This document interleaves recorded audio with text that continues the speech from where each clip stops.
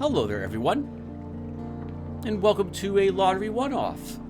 And today, we're going to record an expedition out into the Sunless Sea together.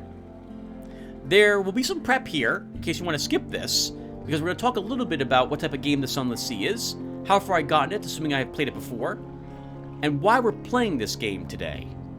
If you care about that, hang around. If you don't, then down below there'll be something you can adjust the slider up here on YouTube to skip past this nonsense, where we'll get to fall London and head on out shortly thereafter to begin our expedition. Let's get started.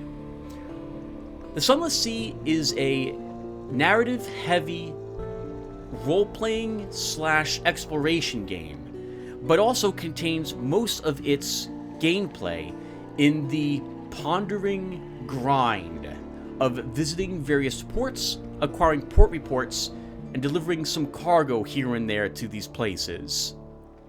Most of your time in this game will be spent doing that, and unfortunately, precious little spent reading the amazing writing that is in this game when it comes to adventuring in the various darker, more occult places within this world. I have played this game in the past, but never recorded it for my channel. I've sunk about 80 or more hours, maybe even 100 or 20 hours into the game, in my attempt to complete the quest of my father's bones. I did not realize that I had chosen the most lengthy and arguably frustrating of the quests to solve with my first few characters, and it turns out this is the result of what's occurring to me now. Recently, I decided to reinstall the game and play it again to try to remember, like, hey, I stopped playing this game. Was there a reason why I stopped playing it? And yes, there was. The game's grind eventually gets to me, and it's one of the reasons, in fact, it's the reason why we're seeing this game on my channel today. I like lots of what the game provides in terms of the writing, the prose of it, the atmosphere, and the setting. I find fascinating, and I want to read more and more of the world that this consists of. But I don't like the actual game of piloting around to various ports, clicking on things that I've clicked on 100 times before, and then coming back to Fallen London to sell them for what turns out to be kind of like a pittance, all things considered, compared to the cost of going out there in the first place. And because of this, I figured and thought that I'm probably playing this game wrong. I brought this game up as a topic I talked about in my Legend of Black Silver, Commodore 64 video that I've uploaded, part 4. And I thought, you know what? I want to like this game. Many of my viewers have recommended this game and they like this game. Maybe they can watch what I'm doing, or listen to me here, and tell me what I'm doing wrong. I must be doing something wrong. And thus, we have the game today that we're about to play. Now, we will play this game similarly to how I play most other games on my channel. I will read all the amazing text that we see.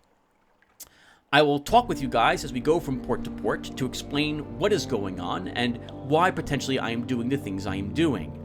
This will be rather explanation mechanic heavy in the beginning and fall off as we continue to explore and get to other places, as I assume you guys understand why I'm making the choices I am making.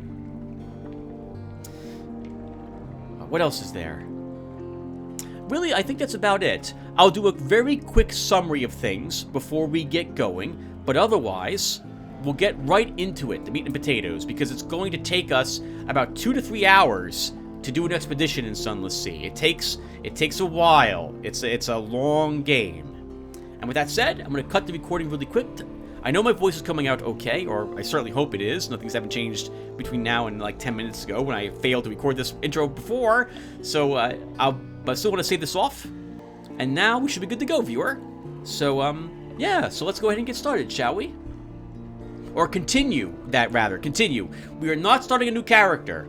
We are picking up where I have left off after some 15 or so hours in this game.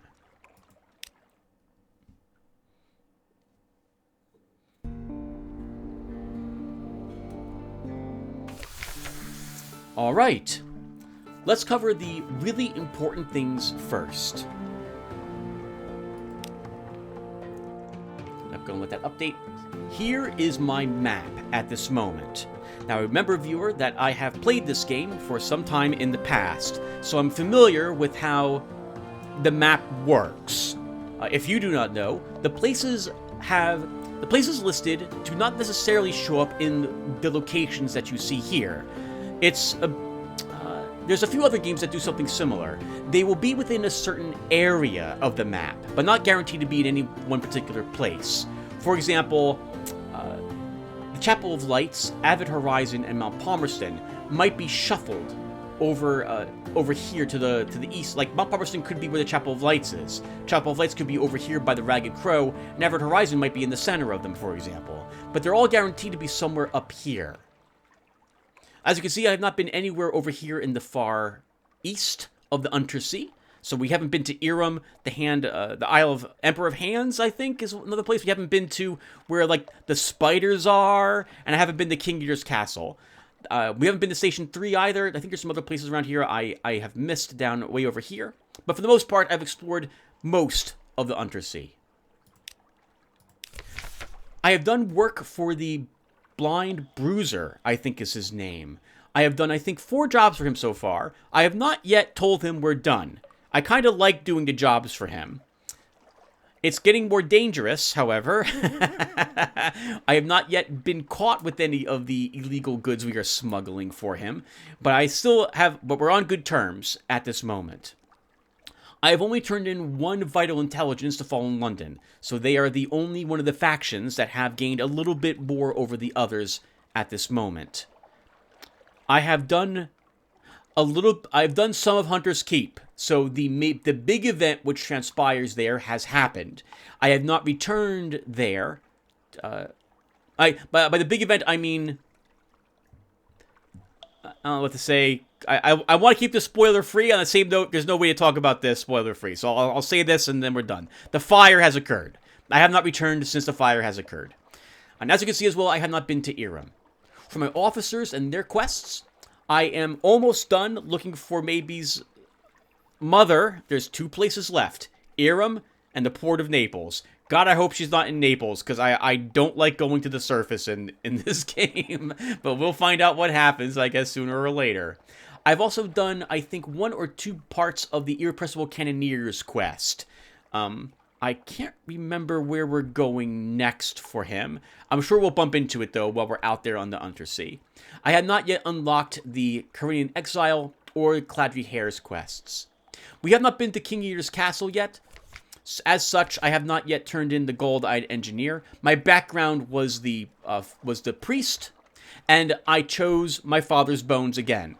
Viewer, I actually thought that My Father's Bones was a different quest than the one it turned out being. I thought the one where the Fathom King gives you this ridiculously, stupidly long, frustrating, ridiculously difficult quest line was the Song of the Sea, not this. So, well, that sucks for me, but because this is the quest I'm doing, and I don't want to start over again. I've invested too much time in this already. My ship. At this point, we need to talk a tiny bit about this. I have cheated, viewer. I gave myself about 4,000 echoes because I was tired of putzing around in my little ship. I have played this game once again in the past, so I felt like, hey, you know what? I'm just going to go to my save file and give myself some echoes just to get a slightly bigger ship because I wanted a aft spot. And then I bought the Forkwood class corvette that does not have an aft spot and thought to myself, you know what? This is a great punishment for me because the game became harder after I bought this ship and slapped a bigger engine on it. And that's what I spent my 4,000 bucks on. The bigger ship and the lead beater and stain rod, whatever that last word is. So that's our vessel at the moment as well. I have not obviously completed any of the quests for the last caretaker in Vendor Blight either. I have all those pieces to still acquire and bring back to him.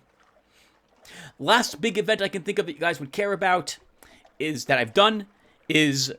Mr. Sax. I've never seen Mr. Sax before. He must have been added in like a later patch, and I absolutely love that quest line. But I did abandon the child.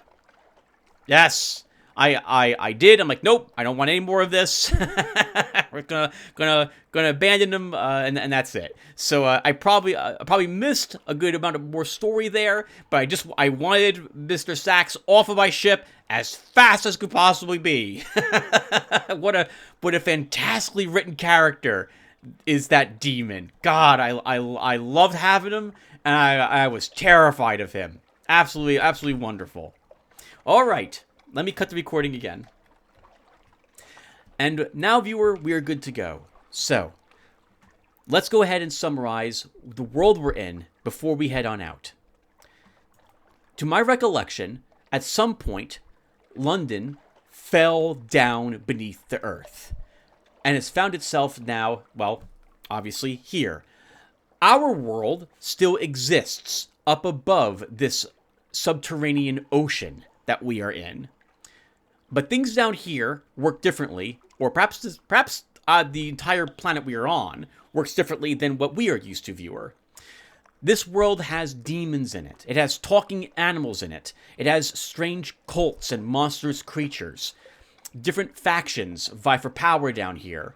They consist of 3 factions I'm aware of. It consists of Fallen London, the Londonites, the Canaanites out in the east, and the Demons of Hell, located in Iron Republic, down south. I'm pretty sure there's some others. There's a lot of various intrigue and spy networks that are out there, which are vying for control down here in the Undersea, or have their own political games that they're playing amongst themselves.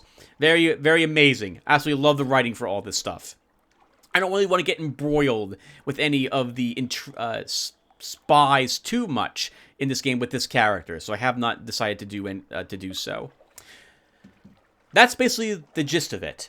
We're playing a priest character whose father, who wishes to bury his father's bones, which we don't know where they're located, and so we were hinted at as where they're located by a bishop, I believe, down here as well, after bringing him back some coffee. I went out to the Avid Horizon, this massive closed portal or gate to some other dimension or plane or whatever it is, and found one bit of my father's name there. I then went to the Fathom King to seek information from him about where he might be located, and he's agreed to do this on the condition that I do several things for him. The things that I must do are as follows. Bring him the fruit of a tree that will not die. An eldest end for the Fathom King. He wishes us to witness the death of something that is the oldest of its kind and return.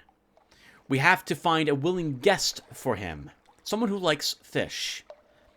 We have to find a skylight for him.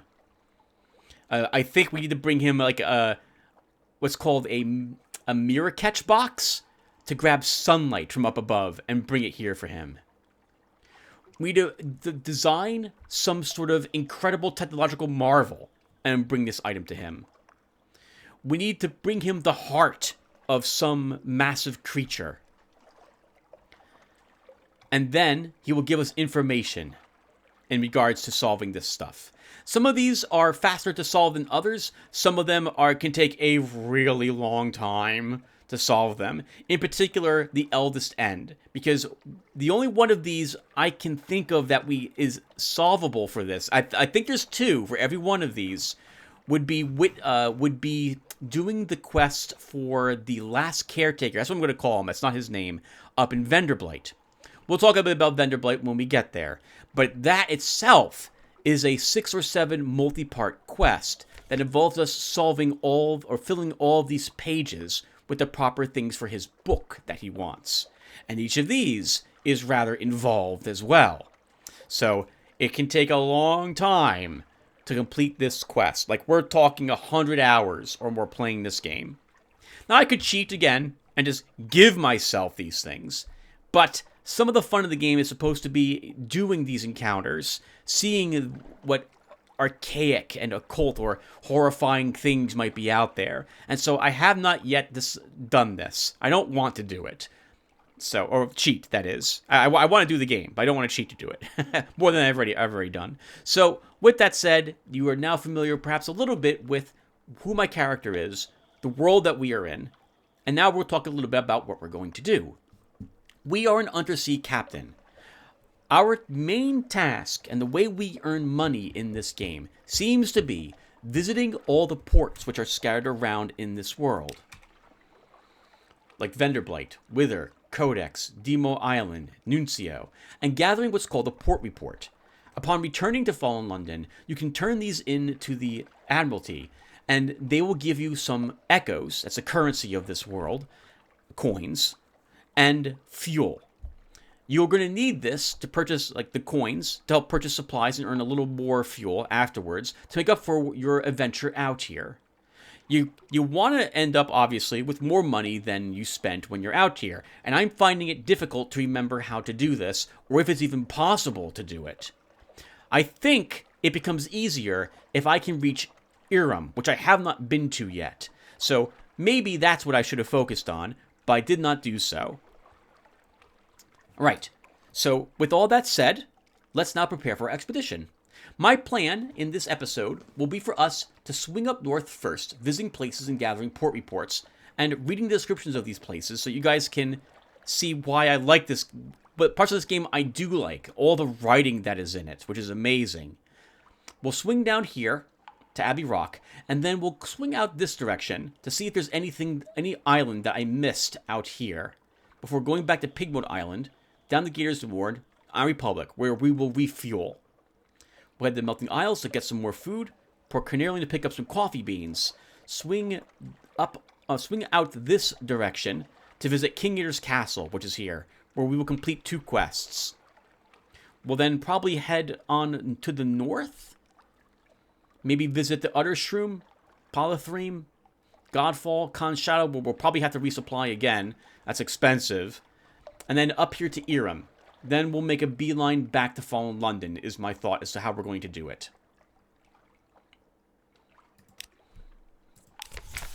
So before we head on off, we're going to be visiting Venderblight. We might as well make a little bit of money since we're going to be out there. And although you can't make too much money, at least not with the ship that we currently have by doing merchant runs, we can earn some. So to that end, we're going to go ahead and visit first London. Cargoes, treasures, weapons, secrets, mischief. And we'll go to the Wolfstack Exchange. Trading in common goods will only earn slim profits. Seek other opportunities. See, the game hints that, hey, you're not gonna make a lot of money doing the whole merchant thing. Like, you gotta do other things instead. And I can't remember, or I don't know, what those other things are. This is how I earn the money. So I'm doing something wrong. I must be doing something wrong. So we're going to pick up 7 casks of mushroom wine. We can sell them for a 2 echo profit up in Venderblight, and we're going up there anyway. So we might as well fill up our cargo with it and head on up. I suppose we should also look at this really quick in case you guys don't see. I'm using what I think is the best gun, the best duck gun at least we can buy. Camius Yard's Hell Thrasher.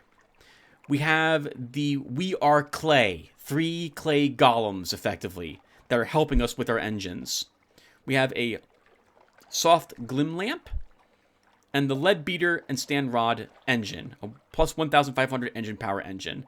I think the higher ranked engine it is, the more engine power it provides, the faster that your fuel drains, which means this is a bit of a trap, because the speed increase you gain is not really, or it doesn't feel to be that much. And the increased fuel that you burn, however, does feel much. So, keep that in mind if you play this game. Alright, we're all set. Let's head out. Now I'll explain a few more things for you. Up here, in case you've never seen this game before, is our fuel. That will decrease, obviously, as we're moving our ship, thanks to the engines being on. And it also will burn more if we turn on our lights as well. The meter below that is filling up, and when it hits that meter here, we will feed our crew. Fuel is automatically deducted when this meter decreases, and as long as we have more fuel, we can keep moving our ship or turn on our lights. When this passes this amount, we will start considering eating each other on the ship. Cannibalism. So we don't really ever want to run out of fuel, because, well, first, well, for another reason, by the way, we also don't really want to run out of supplies if we can help it. The meter below that is our terror meter. The circle around the skull on the left-hand side shows how rapidly we are earning terror. When that circle fills, we will earn a point of terror. Right now, our terror is at 2. The sound we just heard, that bell, means we have earned us something awaits us in port. It's a fight. Click on an enemy to begin the fight, or sometimes you'll automatically enter a fight if an enemy is present. And you can begin the shooting. He missed. Perfect. The trick to fighting is to first off not press the wrong directional key. Stay behind the thing, make sure it's in your line of sight, and you will destroy it. You destroyed a pirate steam... I can't pronounce this. You destroyed a pirate vessel. Loot and scuttle her. She's a vile old vessel, and these Z's aren't safe. Take what you can and move on. Lean pickings. This means that the only thing we find on this ship is what's in the cargo hold. These, I can't pronounce this, don't sail far from their hidden harbors, but here's something at the back of the hold. A stout crate. Crates! The source of sustenance, the fundamental element of cargo. Coal. Like coal, but more so, as a department of infernal rarefactions would have it. We gain 2 fuel. I'll put that to good use. The bats are too far away. We don't need that. We will just let them exist and not kill them. We'll talk more about combat next time we're in there. So you see how the circle, the dots around the circle are currently brown. They look brown to me. That means we are gaining terror. When it fills, we will gain another point of terror altogether. If it's green, the circles are green, that means that we are slowly losing terror from the current circle. But we cannot ever lose a point of terror from this meter that way. Terror is reduced by sailing close to shores, basically objects out there like a cliff or a rock or some sort, and by having your lights on, or by being by another source of light. And viewer, we've reached Vendor Bite. I thought it was Vendor Blight this whole time. Tomb colonies. Few die in London. They come here instead. On deck, you can hear the sound that 1,000 bandaged dead make as they shuffle and cough. It's something like the world's most restless concert audience, or the world's most plague-ridden cathedral. People down here do not just die. They just continue to exist. So eventually, they bandage themselves up and come here to wait out until whatever, I guess they dissolve into nothingness thanks to the salt of the sea or something of the sort. When we make port, there might be ships for sale that you can purchase, but I am content at the moment with Hateful Hope. We also can visit various shops. Not every place has shops, and the prices in the shops might be different. Not all shops will buy goods or sell, or possibly accept, they won't buy goods from you, and they might not be selling goods that you need, so pay attention to this when you start playing the game. I have a huge spreadsheet that indicates where you can buy and sell things and for how much. I thought it would be useful for me to use when I plot my expeditions out here on the Untersea. So first off, we have the Tomb Colony's shops, cobwebbed arbors of antique stone, and we are in the Arcade of Sighs. Here, the solemn bandaged merchants of the colonies trade old cold coins for brighter things. And we bought the mushroom wine specifically for this place. Fuel is more expensive here than it is in some places. It's definitely 100% more expensive than it was in London, so we would prefer to not purchase fuel here. And supplies are 30, also 50% more expensive than they are in London. We still have plenty of supplies and fuel. We do not need to pick up anything here. The Hollow Temple is the image of a long-snouted reptile god. It still stands in the temple, but now storytellers gather here. You can pick up other things besides, like, goods, like fuel and supplies or like crates of wine or honey. The game represents other things you know as things you could sell. A memory of distant shores is a abstract idea, for example, and we could sell them here at VendorByte for 12 echoes if we wish. But these are kind of important. We don't want to sell them for money if we can avoid it. We can sell recent news. Oh, we should read this too. So, memories of distant shores. At the university and in the tomb colonies, they'll pay well for stories of far lands. This is actually not this is not good pay. That's a lie. 12 echoes is not good money. It is in the very first, like, maybe 2 times out that you take. But otherwise, you really want to hold on to these for other more important things. Recent news is something you can pick up at Fallen London whenever you return. You only have one of it, and you can only spend it, obviously, out here once. You can only get another one, I think, when you return to Fallen London. So you gotta be a bit choosy about how you spend this. We could sell it here at VendorByte for 10 echoes, but we will hold on to this. Outlying colonies are often eager for this. We don't have any vision of the surface, and we do not have a monstrous almanac. I wonder where on earth you create that. The Charnel Lounge. Do you have tomb colonists? Drop them off here for payment. Well, we don't have any. We can sell one for 15 bucks. Once again, we have none.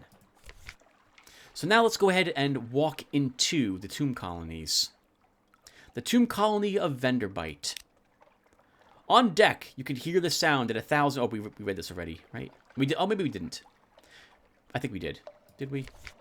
We did not. On deck, you could hear the sound that 1,000 bandaged dead make as they shuffle and cough.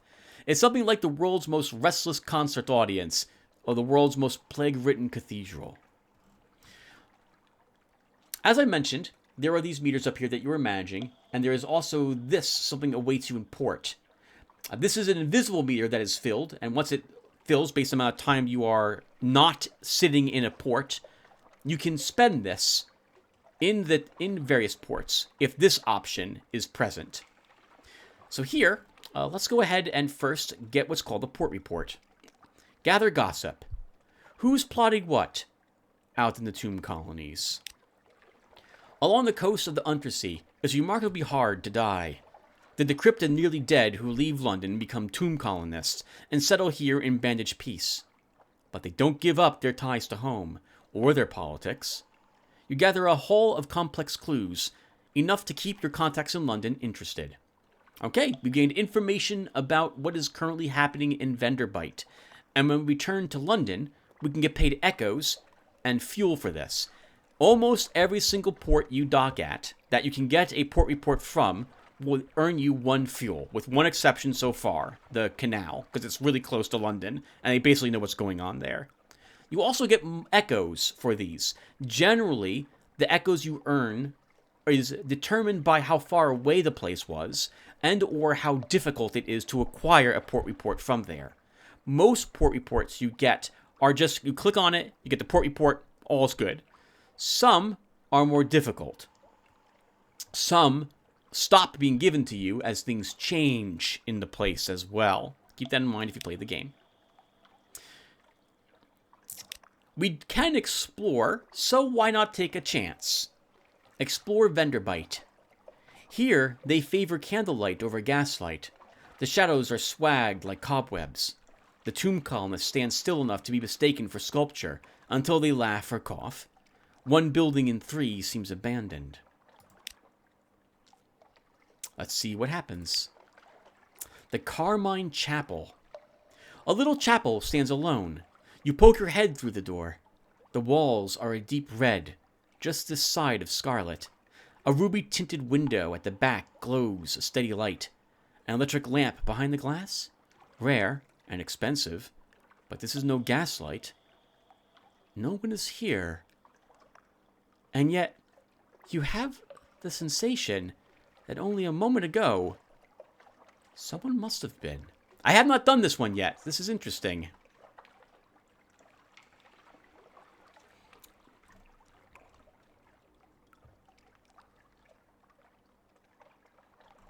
So what are our options here? We can search the place. We have an 86% chance to pass this test. We can just get out. We can't make an offering because we don't have menaces unaccountably peckish no more than 0. I guess we'll mention this really quick. My character might have a taste for human flesh. Might have that, which is what this means. So we can't just leave a coin here. But apparently we are somewhat familiar with this place. So we can kind of perform a rite here if we wish.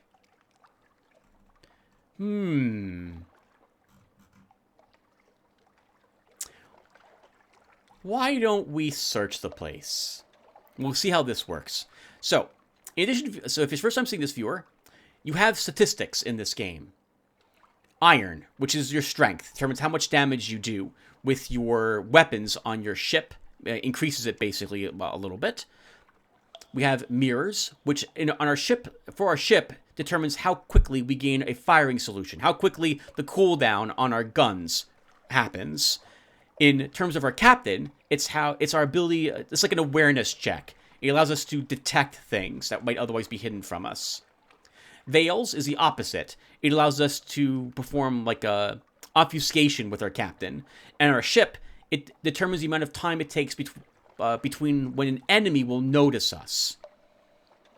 We have pages. This is effectively like our wisdom. It affects how quickly we can earn a secret, which can be spent to increase our stats. And here, it represents knowledge. I don't think it affects our ship in any way. Unless we have hearts. Hearts represents our mental fortitude in order to resist fear, and is required for some health checks. So here, Mirrors is telling us that, hey, based on your mirror stat, which is 43, you have an 86% chance of succeeding at this check. Let's do it. And hungered. There was an altar, a block of basalt. There are pews, a pulpit, no Bibles, no hymn books. The stained glass window is the red of conigal. An inscription on the lintel of the door reads, "For I was an hungered, and ye gave me meat." That is all. The crew are eager to leave. No one looks back. We've earned 20 fragments. Fragments are represented by the meter over here. When we have earned, it looks like a 273 fragments. We've earned a secret. We've also earned 1 terror. Yeah, you can earn and lose terror from the random events that happen here as well. And that is all. Okay. We also have the Vengeance of Jonah. Let's stop in here really quick. It's a cramped little place, but much better lit than most places in the tomb colonies. The scents of the dishes are multitudinous and extraordinary. Are they good? They might be. They might be good. It's difficult to tell. This is a way in which you can try to lose some terror. So we can spend 60 echo, and we can possibly lose up to 5 terror, with a 60% chance of it succeeding. 60 echo for 5 terror is decent. Not the best, though, but it is a decent way to lose terror. We have 6. I think we'll be okay. We're going to swing south, passing by the Mangrove College and Port Carnelian, I think is how you say it. And we'll have good options to reduce terror there. We should not get into a state where we have too much terror to handle before that, so we will skip on sampling today's special. But we do have a strange catch, so I think we'll offer this to them. I have not yet done this in this game. The Vengeance of Jonah is liberal in its approach to edibility. They will pay a small fee and return some of the material to you as supplies.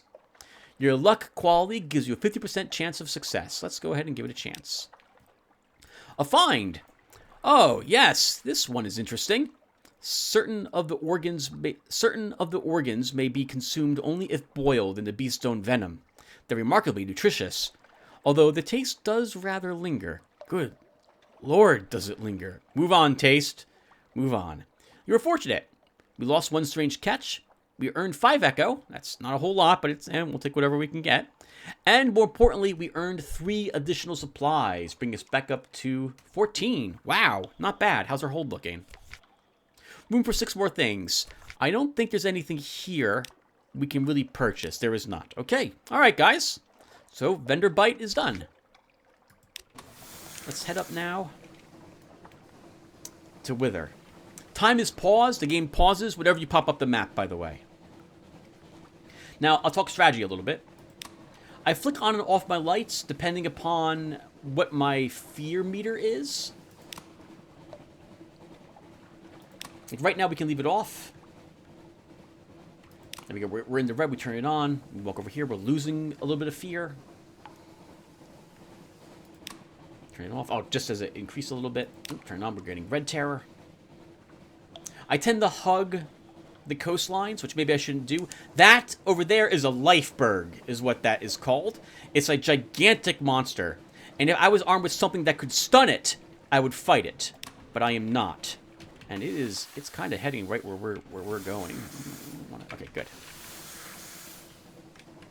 You can get, if I recall correctly, quite a bit of supplies and maybe even some fuel from it. But I don't have a good option at the moment. That was, again, that sound means we've earned a something awaits you. So we'll have the option to, like just as if we explored Vendor Blight, we might have an option to do something up here in Wither.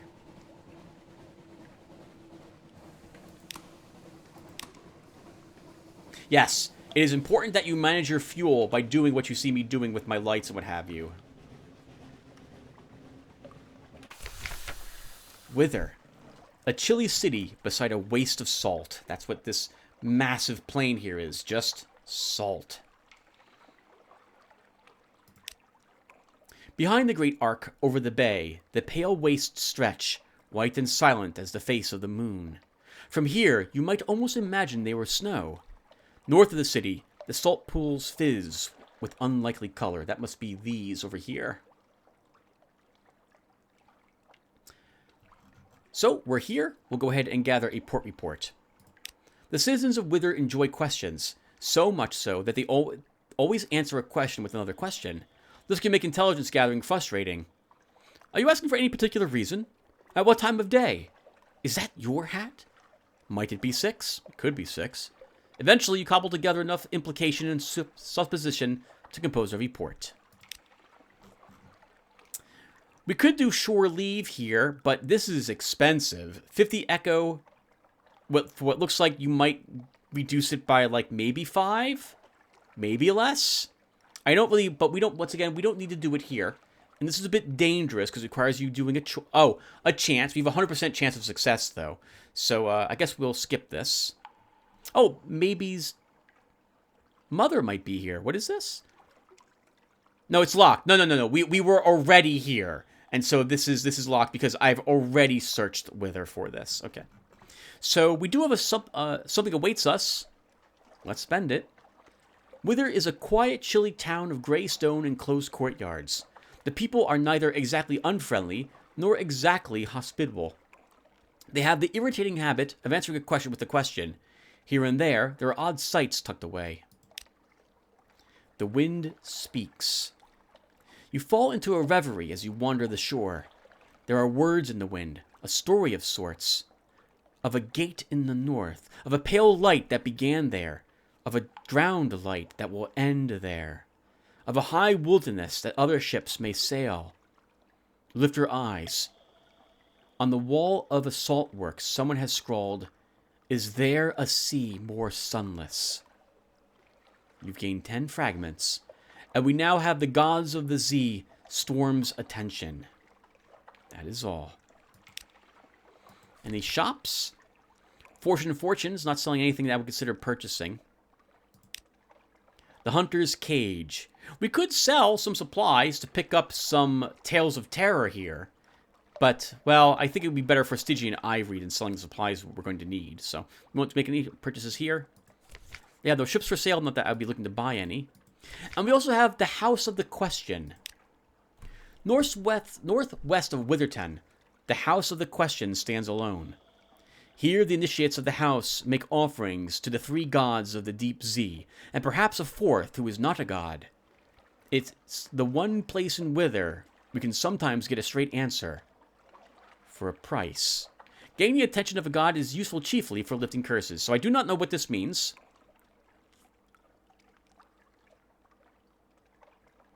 We're not going to defy the gods, and I don't really feel like we need to spend money here at the moment, so I guess we'll just leave.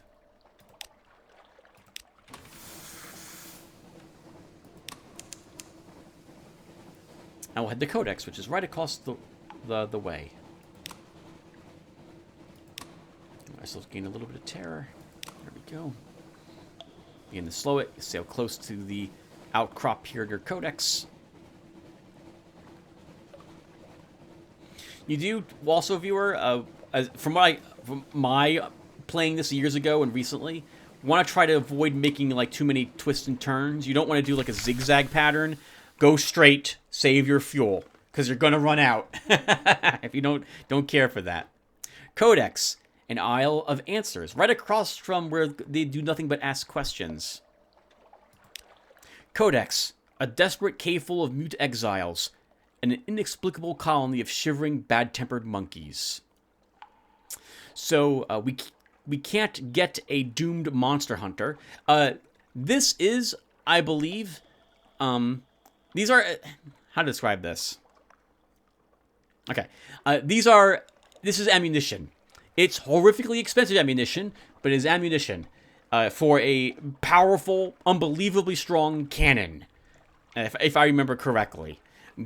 But the cost of this is so expensive that I can only, like, when I had it many, many years ago, I could only really justify using it if I cheated to give myself echoes. So I never even fired it once. That was a real shame, but there you have it. It's like it's an emergency weapon, I suppose. You are able to actually purchase one or more monster hunters. We can compile a port report. Let's go ahead and do so. No one will speak. This is a challenge. Silently forthright. The exiles see many come, fewer leave. Some are even willing to communicate, but their gestures are unfamiliar, the meanings unclear.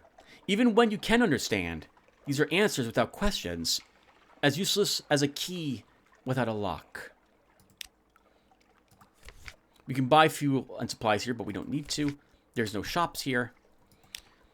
Now, I originally wanted to go to the Chapel of Lights next, but I see a bunch of fog there. So I think we're going to do... Oh, but I would love to visit Mount Palmerston. Come on. Maybe we can... Oh, where am I?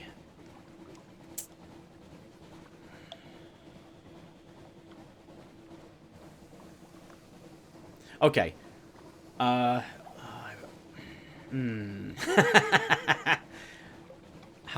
big is this fog bank? That's a big amount of fog. A big amount of fog? That's a large fog bank. Let's see how far down we'll go to skirt around it. So fog. In fog, your light does nothing for you. So you will gain quite an amount of terror very quickly. So I want to sail around this. It'll be a little more expensive fuel-wise to do this. But we have 16 units of fuel, so I think we can afford to do this. Oh, and perfect. Okay. I thought the Chapel of Lights would maybe be slightly inside the fog bank.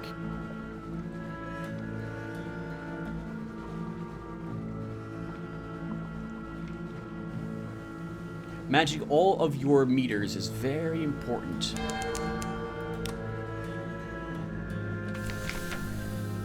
Chapel of Lights. Do you hear music? Furtive faithful gather in the shadows between the many, many candles.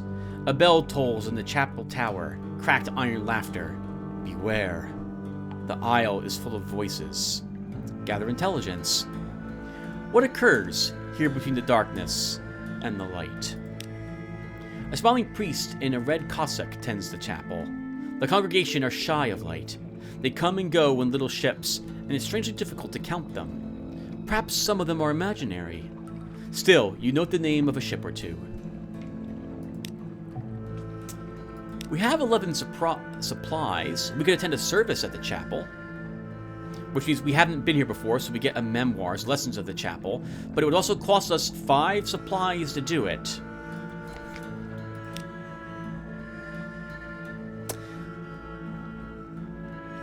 I never really considered doing this because the supplies are...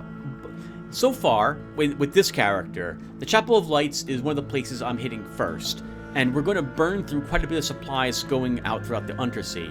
So we will skip investigating the chapel at the moment. Or rather, for this expedition. And I think I would really like to hit Mount Palmerston. That is the mountain. Mount Nomad. It's one of the things we will have to kill for the it's not Silent King, for the Fathom King.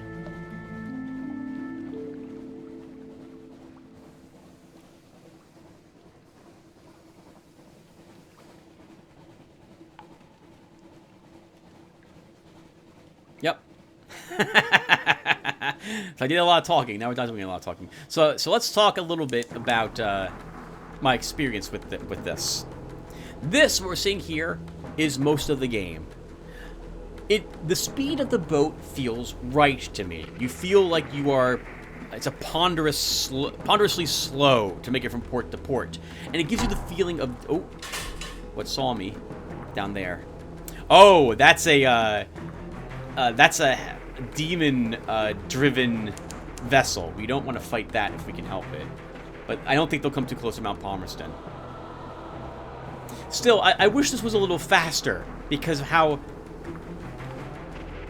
long it takes to get from place to place. And as you can see, I'm not really doing too much at these locations. Mount Palmerston. Brimstone. Always brimstone. Southern lights glow green at the jetty's edge. Behind the port buildings, the island is knee-deep in ash. There are ruins here and there, of houses destroyed by fire. Far above, the mountaintop's top flickers red, just for an instant. Chat to the port folk about the Brimstone Convention. There was a revolution in hell, and the aristocracy of devils fled here. Here, they plot in exile. They don't do us any harm. They stay up there, we stay down here. If hell's fighting itself, that's good for us all, ain't it? We now have one port report, Mount Palmerston. So the princes and dukes of hell were cast out and put here. Iron Republic's actually their effective revolutionaries are now over there instead. Now these can be a bit dangerous to do, but we haven't seen anything bad happen to us so far, so why not give these a try? Let's explore the island. Tangles of thorn scrub climb the rocky slopes of the volcano. There are ruins here and there, of houses destroyed by fire. Running water. Fresh water. A welcome sound. I have not seen this encounter before. An oasis of sorts. A quiet hollow. A stream of sweet dark water. A grove of parasynthetic fruit trees. Boughs heavy with some symbiotic fungus. Resupply, but keep away from the stream. Or fish in the stream. Let's do something dangerous. Let's fish in the stream. Now and again, lazy, menacing ripples disturb the surface. There's more in there than sticklebacks. Almost a monster. The strangling horror that emerges from the water is, you learn later, 4 feet 8 inches in length. Consequently, it falls short of the 5 foot 6 inches, which would qualify it as a monstrosity under the Department of Menace eradication guidelines. This is little comfort to the screaming seamen in whom it embeds its many mouths. You extinguish its horrid life with a flurry of gaff hooks. But too late for him. We were unlucky. We gained 1 strange catch. We've earned 1 supplies. We lost 1 crew. We earned 5 terror. That's all for now. Let's talk about crew quickly, everyone. I had 11 of 12 crew for my ship. My ship normally can hold 15 crew, but we are Clay working helping work the engines. So we have a little less people and a little faster engines and a little more power. They also add a little bit of iron to us. Generally, you don't want to run with a full crew, was my previous experience in this game. Every crew member adds a little bit of weight to your ship, and this is a hard thing to think about, like if you think about it this way, but here it is, and also consumes food a little faster. I take generally 1 or 2 less than my maximum output, because I often will try to do experimental things, and if I lose a crew, well, that's why I took them as a buffer, because if you fall below half of what your crew requirements are, your ship goes 50%, I think, slower. So you don't want to end up with lower than 50% of what your ship can carry. I think that would be 7 for us. We don't want to end up at 7. Okay, now we could go and look for supplies. We'll need 2 supplies to dig among the ruins, is what this says. But we will skip that. Now, since we are here, Mount Palmerston is one of the few places where fuel can be bought for cheaper than normally 10. And out here in the sea, normally it's sold for 20. So we should consider resupplying a bit. We have 13 fuel. My plan will be to head down to Shepherd Isles. We're going to try to explore this blackness here. Abbey Rock. And then go out in this direction. Possibly swinging back to Pigmont Isle. We might not visit Pigmont. And then go to Gator's Morn. And then Iron Republic. The question is, do we have enough fuel to do that safely? We had 20 when we left Fallen London. And we picked up 2 from a destroyed ship. And we've done this. We're down to 13. Effectively spending half our fuel to get here. I think we probably need another 3 fuel to guarantee that we will make it to the Iron Republic. We can buy fuel cheap there too. There we go. I have nothing for sale here that they will purchase. We're not going to pick up any of this stuff. We don't really need any of this. Daily Bread is where you can pick up supplies. Oh, we should read this, right? So, Mail Bulge Excavations, Diggery, Lootery, and Scholarly. Also Zoop. Daily Bread. Palmerston's Pernicerous Pollution, Poisons, Provisions. More expensive. We don't want that here. We don't want that.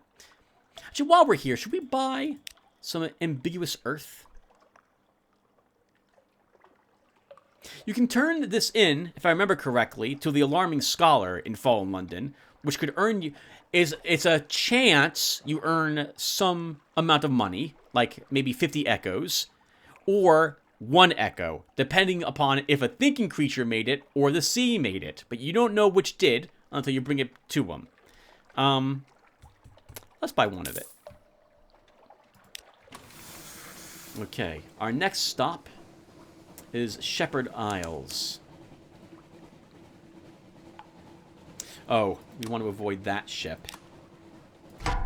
Anything with more than 180 hit points is something I want to avoid. And we're better off avoiding any type of monstrous sea creature. Anything with more than, even 30 hit points. That is a creature, not a ship. Ships are easier for us to fight, as long as you're... most ships do not have an aft weapon. And as such, if you can get behind the ship and stay behind it, which is rather easy to do, you can probably take down the vessels. Sometimes they get unlucky, so I don't want to fight anything that has 300 hit points. That would be a little too tough for me to handle, I think. I want to get... Like all games, viewer, we got to get rid of all the fog of war. But we also want to stay out of the fog. Oh, that is a friendly corvette out here. You can attack them and rob them, but I am playing a nice captain, at least at the moment. Figures. Shepherd Isles has the fog around it. Maybe we skip it? I mean, Terra's not that much of a concern. Oh God! No, we don't want to fight that. Western angler crab. Even if it's stuck, I don't trust it. Oh, something I'm not doing. You have something called a Z-Bat, which if... Oh, hey. We'll kill you really quick. I don't think it matters if we have our light on or not, so we'll leave it off. We'll blow this guy up. Gotcha, Steam Pirate guy. You can fire before your firing solution is ready, but it might miss in that case. Always hits if it's full. You destroyed a pirate steam thing. The ship is yours. What will you do with her? Loot and scuttle her. It's a vile old vessel, and these Z's aren't safe. Take what you can and move on. Lean pickings. These don't sail far from their hidden harbors, but here's something at the back of the hold. Some sort of barrel. Tap the bung carefully. It's a glass of wine.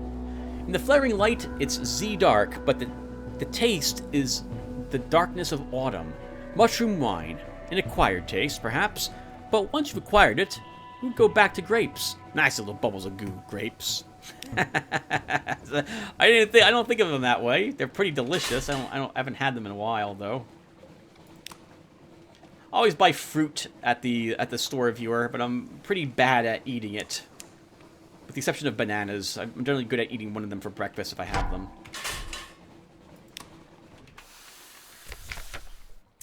Shepherd Isles. Sheep, lichen, standing stones. Of course, the bearded watchman tells you there are no actual shepherds on the Shepherd Isles. Sheep are mostly illegal here.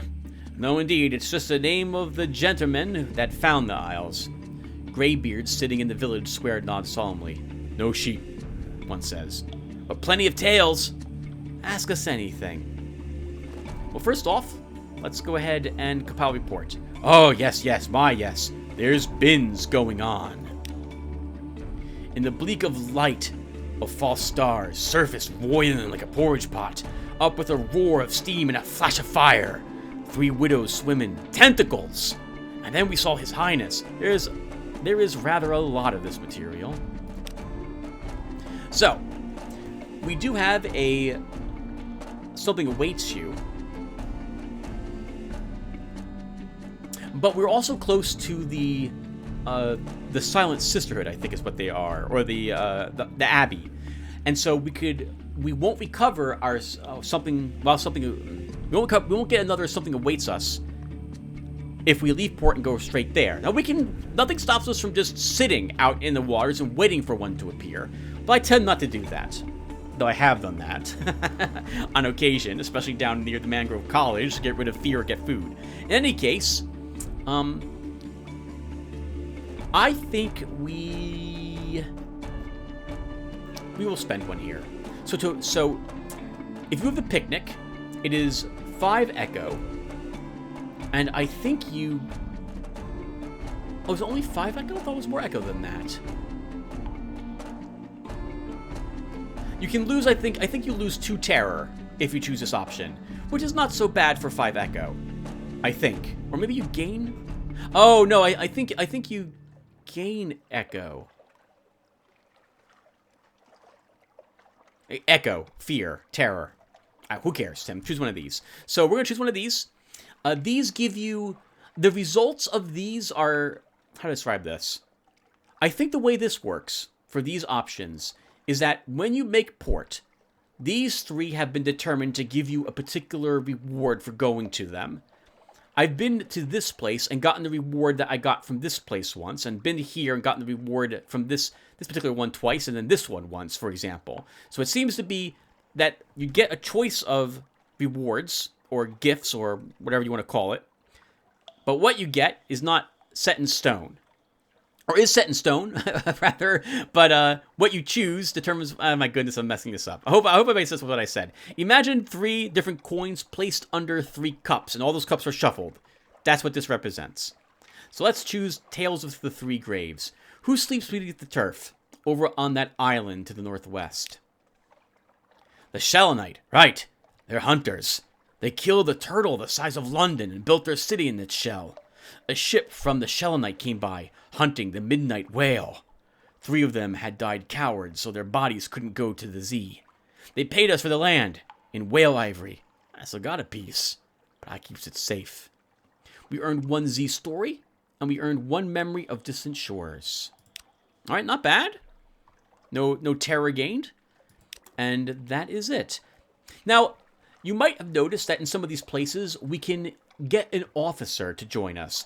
I currently have all the officers I care to have on my ship, so I don't want to hire another one and then not use them. So I can always come back here later to pick up another officer if I so desire.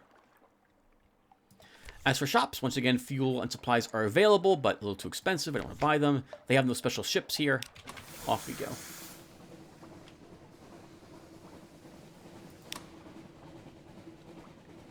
If you can time it to be within the light of a lighthouse constantly, that will help keep your terror low.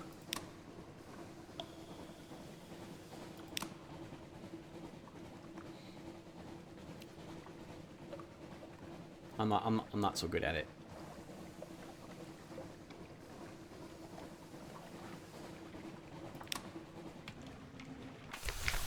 Abbey Rock. Here the grim sisters' lair. A black spit of an island, far from anywhere anyone would want to go. And that's how the sisterhood likes it. Here stands their fortress covenant. There are bear traps that look friendlier than this. They have no shop here, technically, and no shipyard. But if you have supplies, you can sell them here to earn 20 echoes. We, however, want all the supplies we can get, so we're not going to be selling any of it. Compile port report. It's unlikely to be eventful. As always, nothing is happening. The sisters watch us. We feel their eyes. The sea crashes on the rocks, withdraws. The fortress stands stolid as the last year of a century. The greatest peril you risk here is a certain purpleness of prose. We could trade our recent news to the sisters. Remember that we can only do this once while we're out, once per expedition, effectively. This will reduce our terror by 2 points if we turn it in here. There are better uses for recent news than this. But if this was the last stop before Fallen London, and I still had my recent news, I'd probably turn it in here. Maybe. Okay, we're done. And I see a crab. I'm going to see if we can kill it. And kill it somewhat quickly.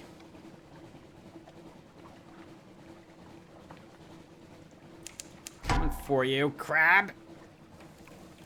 Hello. You're ours.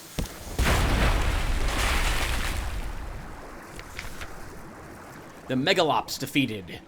With a forlorn and wailing cry, the Megalops turns on its back, legs neatly folded, as bluish blood gouts from its wounds.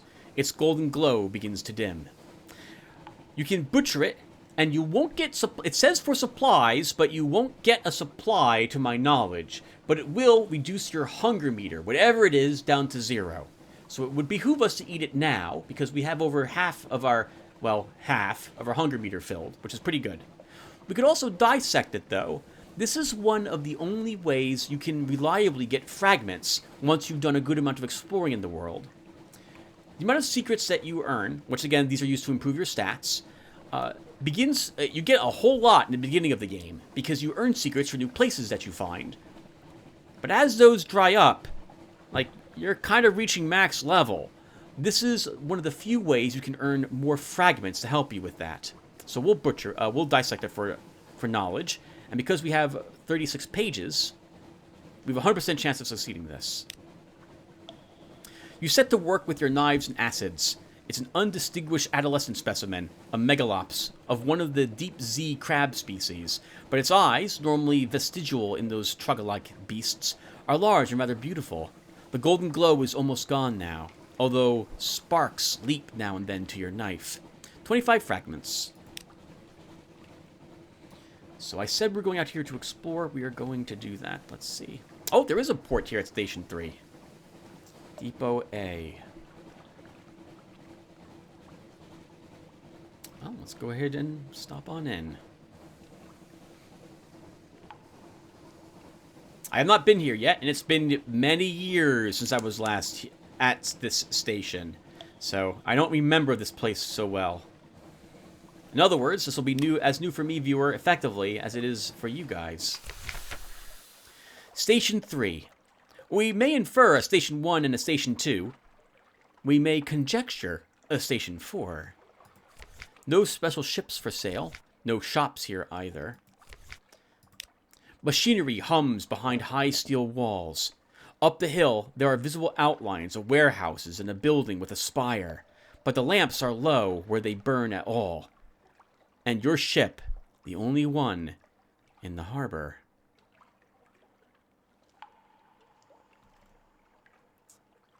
Let's see. So, our options are to look at the shoreline for a port report. We have an option to try the gate if we do not possess what's called a Soothe and Copper Longbox, or if we do have one, we can drop it off here. We probably won't be able to get inside without one. I think we'll just do the port report. Church? Or something else? You stand on the high point of your ship and look to shore. There is a steepled building on the horizon, by far the largest thing in sight. No cross marks the top of it, nor any other symbol you recognize. Alright, that's it then for us. We're going to swing out this way, as I said. 11 fuel should be enough to get us down to the Iron Republic after we poke out here briefly.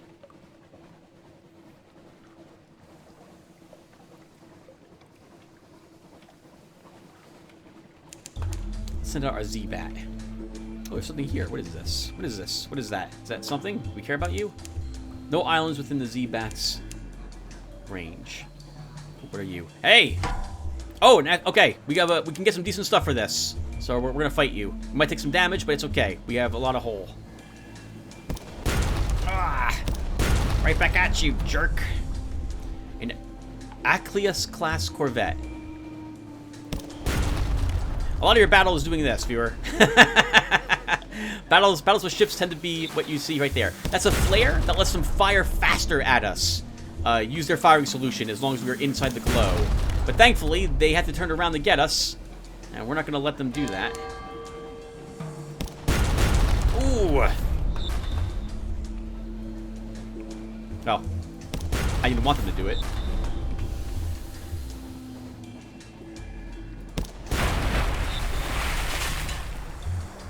Gotcha.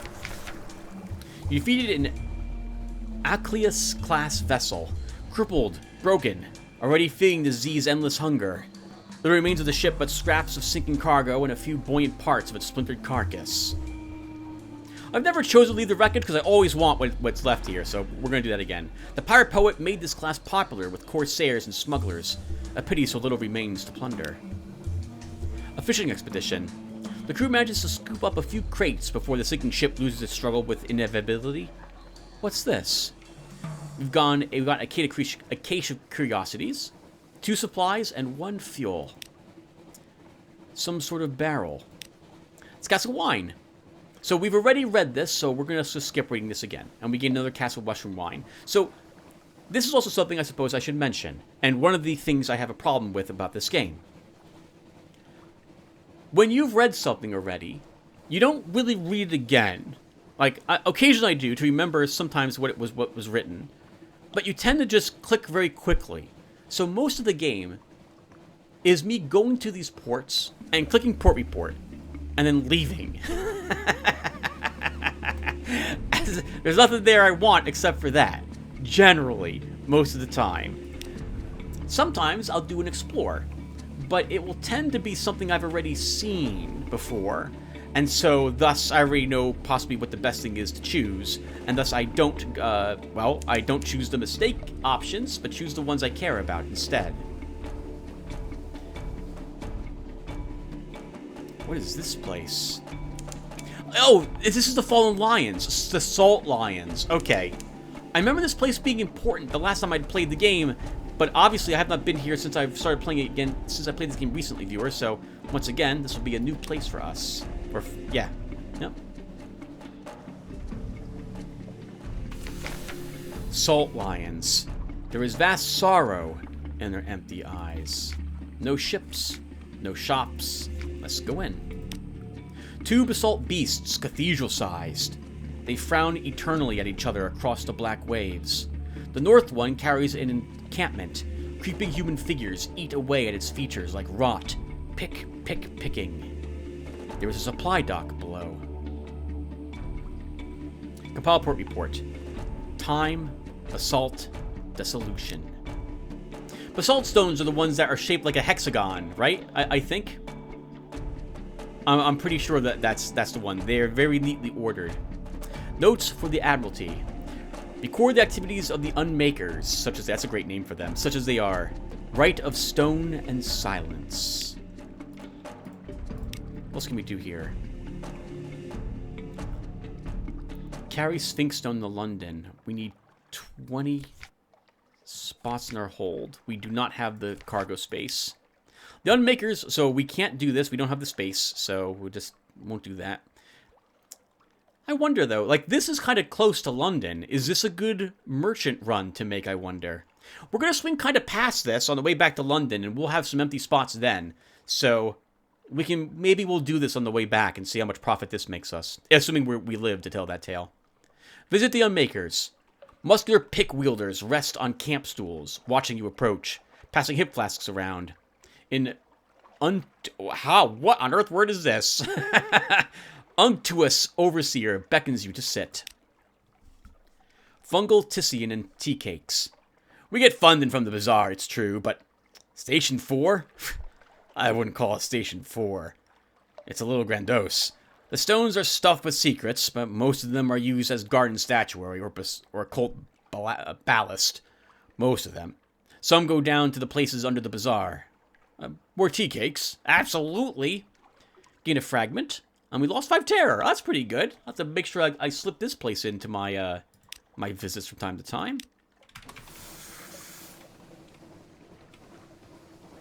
I will eventually get rid of all that icky blackness. Oh no! We don't want to have any part of you. So let's talk about the monsters compared to ships. So, monsters will turn around to look at you, like, quickly. So you can't really get behind them very easily. And monsters will all monsters basically have a wind-up time and then they charge at you, has been my experience. You can get weapons, however, which are able to stun a creature. Torpedoes, if I recall correctly. I don't have any torpedoes. So fighting monsters is not something... Well, yeah, that's correct. Fighting monsters is something I will avoid doing unless it's a very easily killed monster, like that one Megalops or a swarm of bats. Other things at the moment require a lot of work to kill. The one single albino eel I killed, man, I was fighting that thing for like 2 minutes, 2 or 3 minutes, and my ship was heavily damaged, but I did manage to win. Oh, are we stopping by Pigmoat Isle, Tim? I'm always a little nervous doing this, viewer, but we'll do it together. I feel bad for this poor group, and we're probably going to have another big mistake being made here, but we're here now. 2 houses, both alike in dignity. What do we have? No ships, no shops. The rise of Pigmoat Isle. Hail, Cavia! The Neath's most adorable nation scurries around your legs. Skintalak harvesters drag heavy bags of the island's bounty to their silos. Industrious rodents work hard on towering edifices, some of them almost neck-high. London will never believe them. Oh, why is bloody crossed out like that? A bloody word of this. Help Kavya restore a dilemma. So, you get some hard choices to make here, and these determine how much morale the place has, how well it's doing internally, and how strong of a nation this place is. I don't like making these choices because I have to choose. It's hard, some of these choices. What else can we do? Purchase Skintalak. It's 135 Echo for a Skintalak. So we have to raise its civilization for better prices. We're here. We'll go ahead and compile a port report. You may as well while you're here. Captain Whiskers, the Admiralty calls you. So you've heard. At least they pay to laugh at your reports. Let's do it. Help Kavya resolve a dilemma. An Ide runs over. Hail's advisor, you return to us. Praise the tide. We need your wisdom once again. Let's see how we do. A chill hangs over the chicken woods. The trees creak in the still air. The Aide shivers. Do you feel it, Hail's advisor? They say a monster lives out there, where even our light cannot reach. Our farmers refuse to tend their mushrooms until they can be sure of reaching them in safety. But we can find no trace of the beast. What can we do? Declare their fears superstition. The best weapon against irrational fear is a good distraction. A party, perhaps. Well, wow. I don't know if we want to do that.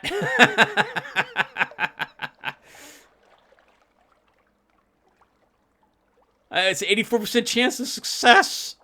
Let's do it. We succeeded! Okay, maybe that's good. Comfort and company. The celebration takes the rodents' minds off the shadowy threat. By the warmth of a good fire, the vague unknown is no longer something to squeak at or twitch their whiskers over. It may be more bravado than actual courage, but it's the kind that lasts even after the fire has burned down the charcoal. Nice. So we succeeded. That's all for now. That was our, while we were, something awaits us. We resolved the dilemma for better or worse, hopefully better. We've earned +2 spirit to Pigmodile. This new total 9. Delighted. So they're really happy here. That's good. And we gained 50 fragments, but their civilization number did not increase. Okay. How cheap is Skintalak now? Still 135. What, civilization has to be improved to make that better. Here on the island, there is a glowing, like, sapphire or something.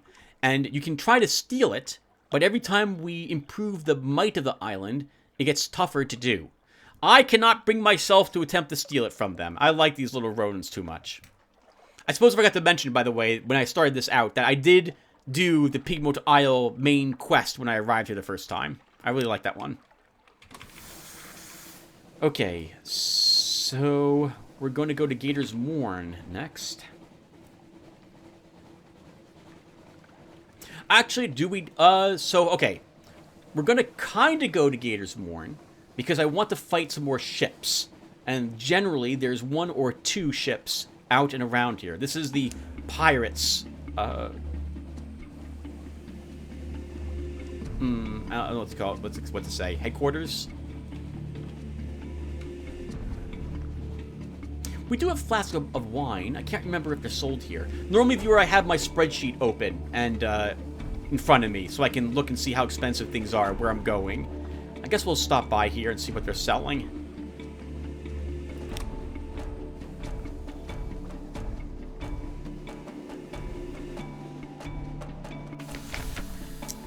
Gator's Mourn. Step carefully. No ships. They have shops. We can sell a mushroom wine here, so we'll do so. It's an extra 46 bucks. That was some stuff that we found. We didn't purchase it. Nothing else here I think we need to buy at the moment. The friendly face. I really want to buy a concealed compartment, but it attaches to an aft slot. And this ship doesn't have one of those.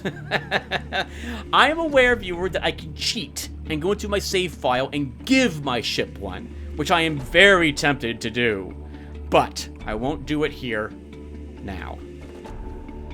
You want one of these because you can smuggle illegal goods with some of these. Can you buy multiple? I don't think you buy multiples of these. So this would help me do more of the tasks for the blind bruiser very easily. But alas, I'm not going to cheat quite yet. Do we go into Gator's Mourn?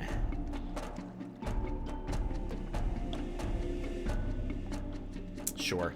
The Mourn is a stalagmite, vast as a crag, and its foot has no safe harbors. The Corsair's citadel nestles halfway up. Intricate system of winches takes the strain, and your ship rises slowly from the Z.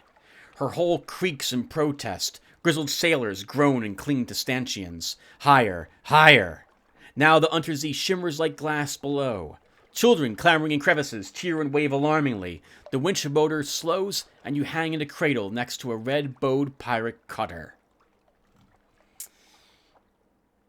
Well, what do you think? So, we can try to get a port report here. If it goes south, we lose a crew member, and we gain some terror for the attempt. But we still, the one time I did it, I still succeeded at getting the port report. I don't think I want to lose another crew member. And the amount of money you earn from the port report, when I had done it, was the cost of the crew member. I'd rather have the crew for other, potentially more difficult tasks ahead of us.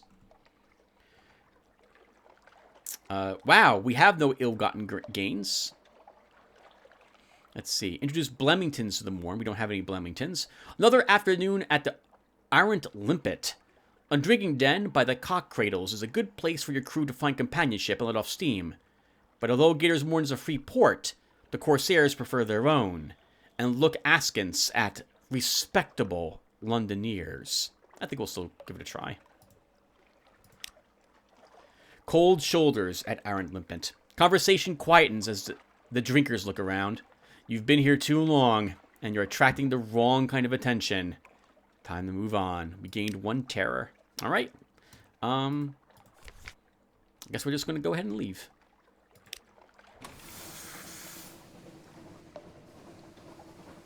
I was hoping we would fight something.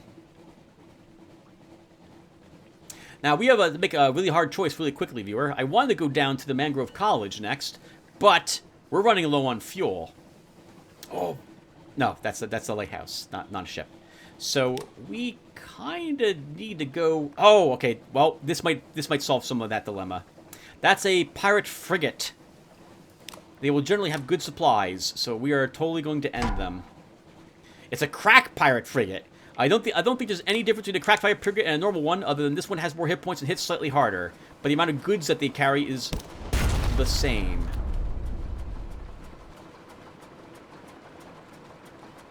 Your firing solution acquires faster if the enemy is within the lights of your ship.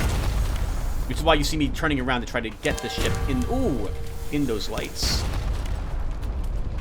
Oh, great. Fog just appeared out of nowhere. Well, we're going to get some terror then. I'm staying here. Let's turn off the lights. Doesn't do anything for us here.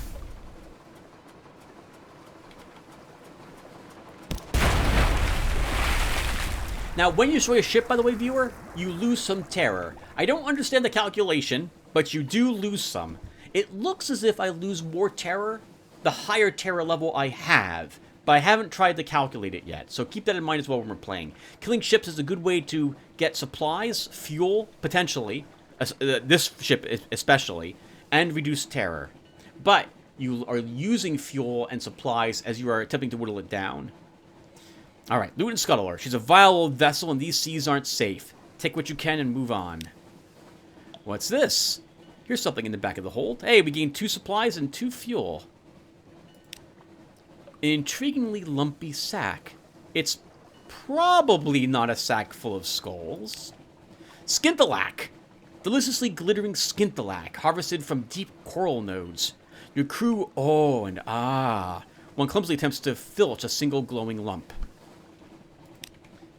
Skinthalak, I get the impression, is it's a crystal, like or like a glowing rock. Maybe it's not glowing. Hitting the wrong buttons. That fuel will allow us to go down to the isles I want to get to. And it's extremely sharp. Maybe it's like a type of really pretty coral of some sort.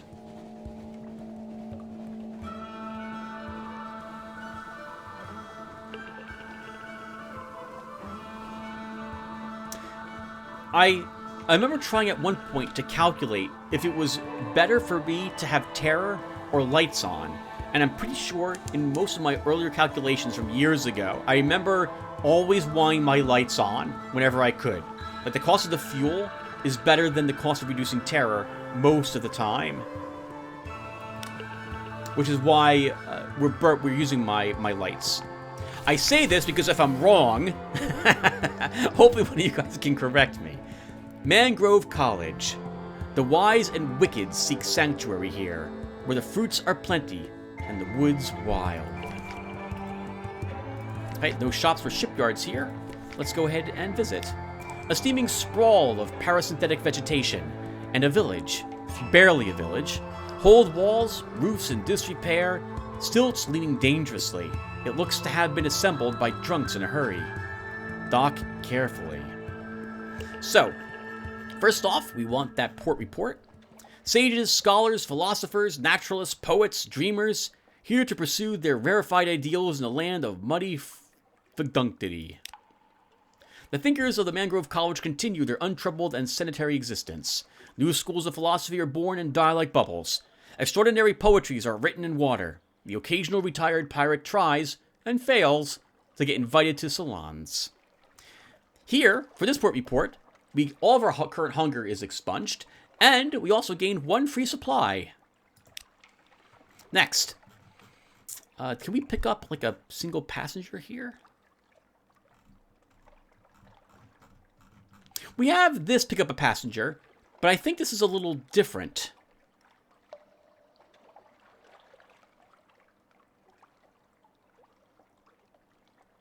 Oh, it looks like we can pick her up and bring her to one particular place, but only if we don't have the last tour done. Let's do one of these first. So, gather supplies will give you, from my experience, has given me 4 or 5 supplies whenever I choose it. Eat, drink, and be merry will reduce our terror by 10. We're going to go ahead and choose this one at the moment. The philosophers of the college are not hospitable, but this whole shoreline is bursting with fruit and edible fungus. Reach up and it falls into your hand. Pick it up, and it's already fermented. Lose 10 terror. Not bad for something awaits you. Down to just 8. Do we pick up this person? We are kind of going all across the sea. The Mangrove College, let's do this. The Mangrove College is named for its scholars and philosophers. They have long abandoned civilized comforts for the life of the mind. Sometimes, they want those comforts back. The principals, Port Cecil, black and white and silver. Please take me there. Sooner or later, it doesn't matter. I know how complex the moves can be. Okay, Port Cecil is all about chess, and we're going there on our return trip from Irem, assuming we can make it there. Okay, so let's go ahead and leave. Our next trip is straight across the bay. We're going to go to the Iron Republic next. It's really nice, but so once again, these islands can be set up kind of semi-randomly. This is an interesting combination here in particular, because you can get supplies and reduce terror at the Mangrove College, and the fuel over in the Iron Republic is the cheapest you can buy anywhere. So having this close, like these effectively linked, is very nice. Something awaits you should be back by the time we're halfway back to the Mangrove College. So you can go back and forth between these to get cheap fuel and buy and free supplies and get rid of fear. That's a really nice combination to have in the, or at least I think so in the game.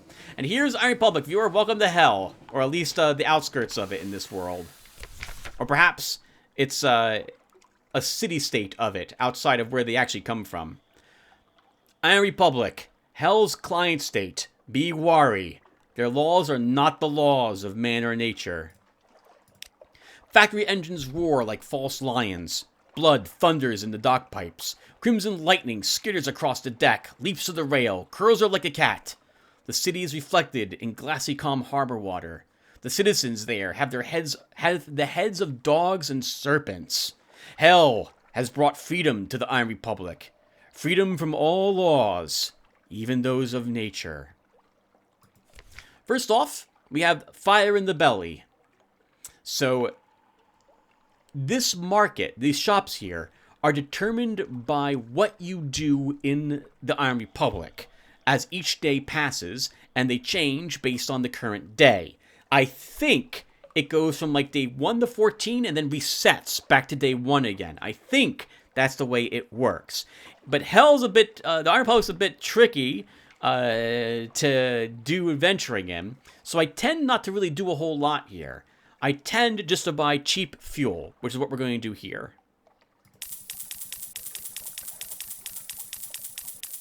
Yes, 16 fuel. Gets us back up to 20. That is not nearly enough for our adventure. We got to do a lot more than that. But hopefully it'll carry us some distance. Let's take a look here. Do we want to do anything? So, compiling a port report for the Iron Republic. Oh man, I don't want to do this. Okay. As you've seen over the Mangrove College, sometimes port reports give you more than just the report. Sometimes you can earn something, like we earned a free supply over there. The Iron Republic's rewards are a bit random. You tend to get some good things besides the port report, like you can earn Tales of Terror, or Memories of Distant Shores, or Z-Stories, or Fragments. But there's a chance, I think it's 100%, that one of your stats will be affected. It will either be increased by 2 points or lowered by 2 points. And stats are hard to improve. I'd rather never take the chance of getting a port report from the Iron Republic if it means my stats won't be affected, like won't be lowered. But because we're playing this game together, and because I can cheat technically and give myself back the points, assuming I did it, we're going to go ahead and, because I can edit that save file, we can go ahead and do it for you guys at home. Normally, I would not do this. I would not take the port report. But if we get a negative, I can always undo it. So let's try it. Compile a port report. It won't be entirely straightforward. The streets won't lie straight, and the ink freezes whenever you look away from the inkwell. There we go. The sensations of the Republic are overwhelming. This is a desire for years. That is a hatred for fountains. Here is an emotion that can only be expressed mathematically. Now you are awash with a nostalgia for the hatching of an egg. Write it down. Write it all down. Perhaps you'll be rid of it. We earned the port report. Our hearts remain unchanged. Okay, so it didn't affect our heart stat. It didn't increase it nor lower it. The Parliament of Flies is now open for business, so we have new shops available. We've gained a Tear of Terror. We've earned a Memory of Distant Shores. What's available now? Oh, still, okay, still not, we have to visit that place. So, Market of Hungers, the Parliament of Flies. The Market of Hungers, with its spires and sigils. Is it a parody of the bazaar? Today, flies fill its arcades. Buzz, buzz. A new day comes. Visit the Shops tab. After this visit, the Parliament will no longer be there. The Republic will seek Zoop and supplies instead. Oh, wow! This may allow us to go back and forth between the Mangrove College and here. Oh, not us, viewer, but me in the future if I do decide to keep playing this game. We've earned a Terror, and we gained 1 fragment. That's like a fraction of that's like 1 experience point. All right, let's see what shops are here. Romantic literature. We don't have any. Skintalak. So I need 7. 7 romantic literature or 7 Skintalak for the venture person in Fallen London. But I'd rather have the money now. We did just buy over or close to $100 worth of fuel. This will be a nice way to offset that cost. Dread Surmise. What is this? We need 9 searing enigmas for it, whatever it is. The awful daring of a moment's supposition, which an age of ignorance can never deny. If you sell this, you may not find it easy to replace. So a warning, hey, you get this. Don't you dare sell it. Figure out where on earth this is used.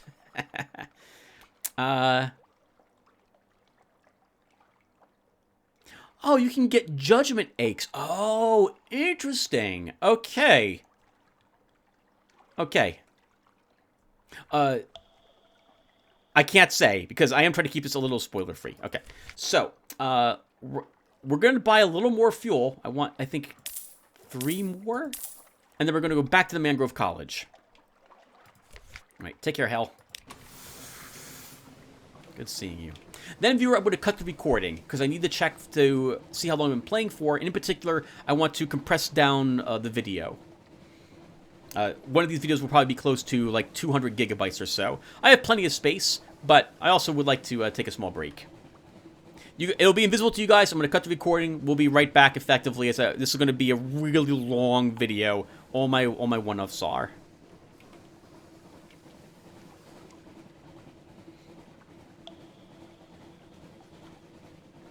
And I think what we'll do here is we will look for supplies at the Mangrove College. Assuming I have the hold space for it, and I should.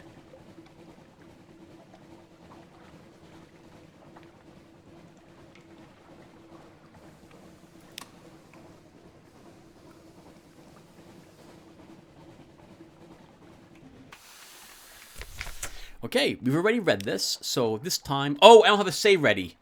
Okay, we have a save. Let's just leave for a little bit. We should get it soon. I think I have done this before, viewer, where I've just huddled around the Mangrove College to get free supplies and get my terror lowered. Then head right back over to Iron Republic to rebuy fuel again. I swear it works. It does work. You'll just have to trust me.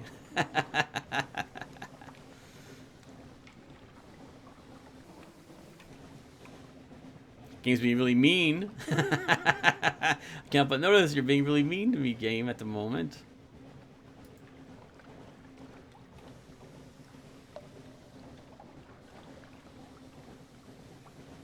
Really? It takes this long?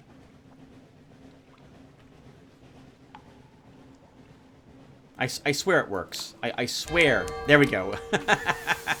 I shouldn't swear, but I do, and it works. All right, perfect. Okay, here we are. So let's gather supplies. You don't have time to stop and rest, but you can gather plenty of supplies. The college members will grumble, but there's enough to go around. 6 supplies! Your crew strips a stretch of shoreline bare. It'll have burgeoned again by next week, no doubt. Perfect. Okay, off we go. Oh, I wanted to stop. I left port. It's too late. We've come too far. We're going to go ahead and head south to Port Carnelian, and we will stop there. I kind of... do we need... I'd rather hold on to the fuel. We'll make a beeline straight there through the fog. Although if we're traveling through fog, lights don't matter. Oh, actually, hold on. We have a pirate frigate. We are going to fight it. We want to kill every pirate frigate we have. They had good stuff on them.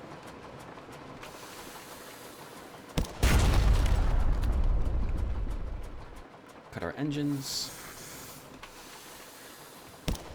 We're picking up quite a bit of terror, viewer. I know, but Port Carnelian is also a great place to get terror removed, so it will not be so bad. Poor pirate frigate.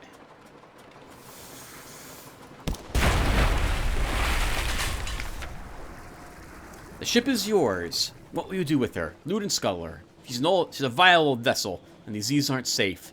Take what you can and move on. 1 supply, 2 fuel, a bolt of fabric, parabola linen. Perfect. That can be sold at Adam's Way, I think, which we will be going to. We just need another say. We could go right back up to Mangrove College and get more supplies or get more 10 terror reduced. So, like... that place is a fantastic location for getting rid of those things. I have yet to fight the giant mustache fish. The He-Mustache. That's an adorable name for something that can probably slaughter our ship. Vortexes. I don't think they destroy your ship if you go into them, but I'm not brave enough to try. I have seen enemy vessels go into them, and they are simply slowed. That right there flying are Birds of Paradise or something, right? Blue Prophets. And they have 400 hit points, which tells me they can destroy my ship with a single hit, so we want to stay away from those. Port Carnelian. Fallen London's sole imperial possession. Treasure it. London's first undersea colony sweats under a blanket of southern heat. To the right of the dock, the sapphire mines yawn. To the left, the governor's house stands, prim as an Elderwick mansion. Behind lies the fungal jungle, ghostly in white and violet. Let's see.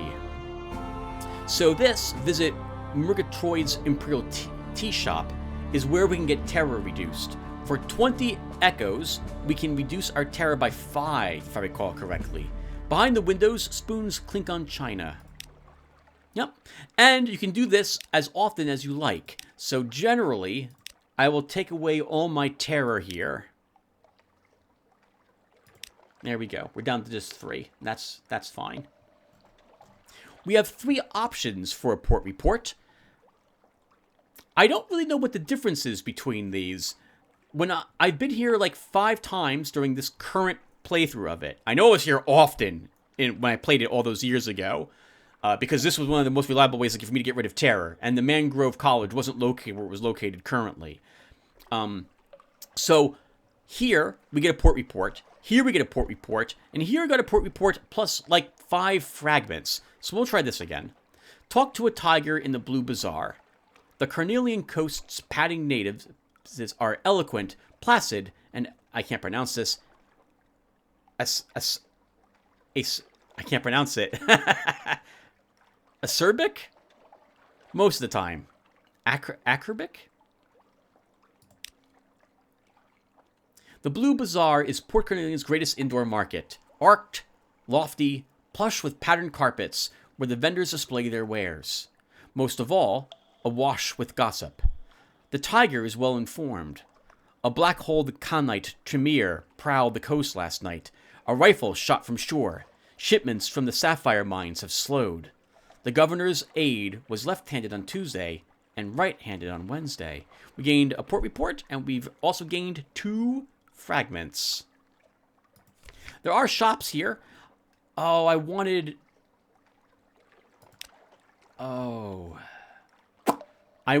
2 dark drop coffee beans, but we only got space for 1 of them. We can buy another, but then I guess we can we sell a supply? That's not worth anything here. We can always just drop a supply. Is there anything else here we want to do? Pan for sapphires in the fungal jungle? We have something awaits us. We could make this attempt, but I don't like the odds. I've already looked for maybe's daughter here. Mother here, so we cannot search for it. I don't have any influence or any way in which I can start, like, spying on things here for one of the factions in the game. So, we can't do any of those. I don't want to risk using a something awaits us here, so we're not gonna. And instead, the last thing I think we'll do is... I wanted 2 coffees.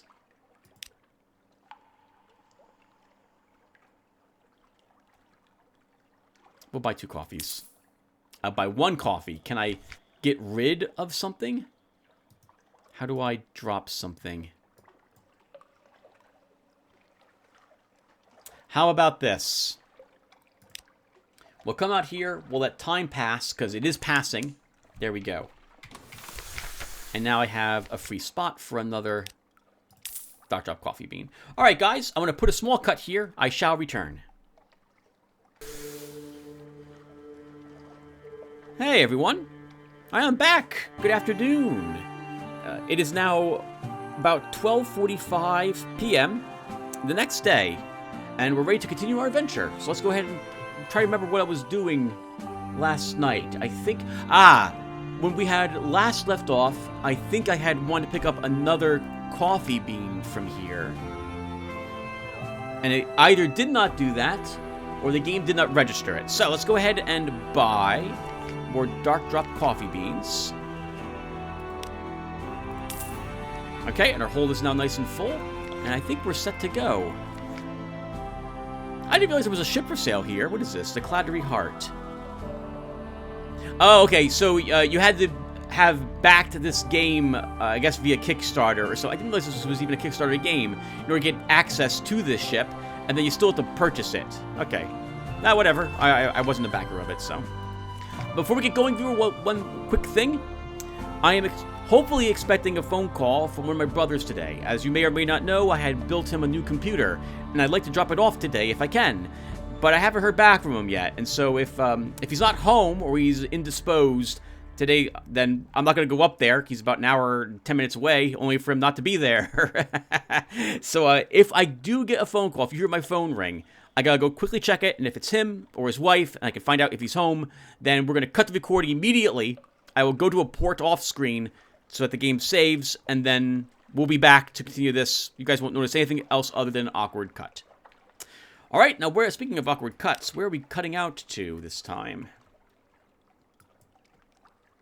So I think the plan is to go out to Adam's Way, drop off the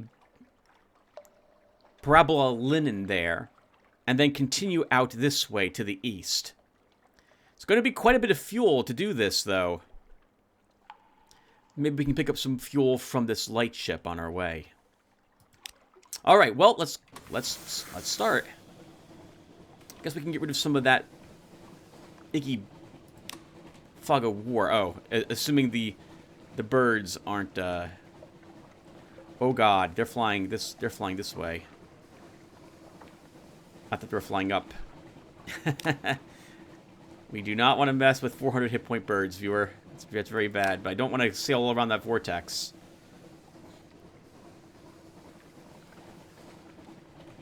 Well, we'll pick up a bunch of fear then. We won't really have much of a choice. Okay. Nice! And we got a big chunk of that fog of war gone. Hope everyone's doing well. What can we talk about while we're out here? Any other particular Sunless Sea stuff? I've only been to King Ear's Castle, which is the main destination for me today. I've only been out there twice, I think, and that was many, many years. Oh God! Please leave me alone. No!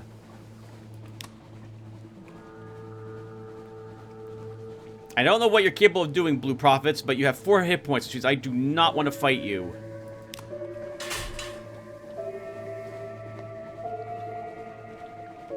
Being chased far away from the shoreline. And we've already used 3 of the fuel that we had, viewer. That's how rough this engine is with our ship. But I think we'll have enough to get at least King Ear's Castle. We have plenty of money, though, so when we dock, we can always look to purchase more fuel as needed.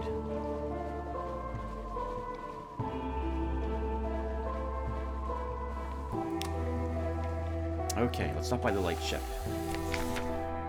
Far from home. Its clear, bright beam warms the way. Oh God, and it's 20 Echo if I want to purchase any fuel from here. And we can't have propagation of light ship. What this means is that we cannot have put ashore a docile blem, I think is what it's called.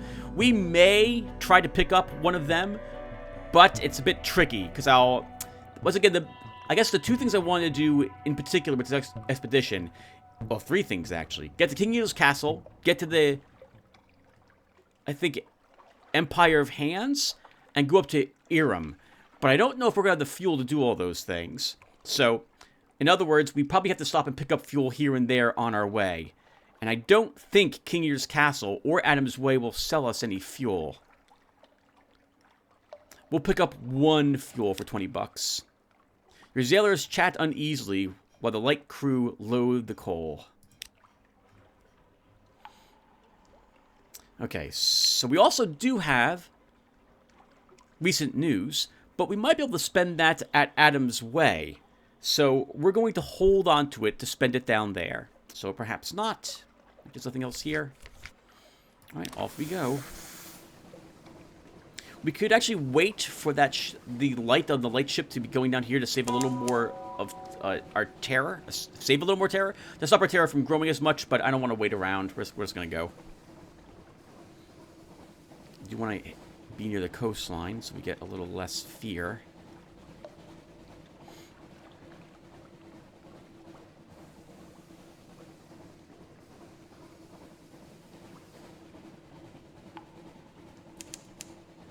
Is there anything down there, by the way? Check it out, Z-Bat. You hit Z to send out a Z-Bat. It will act like a radar, and it will tell you if you're kind of close to anything. Oh, nice. We made it to Adam's Way.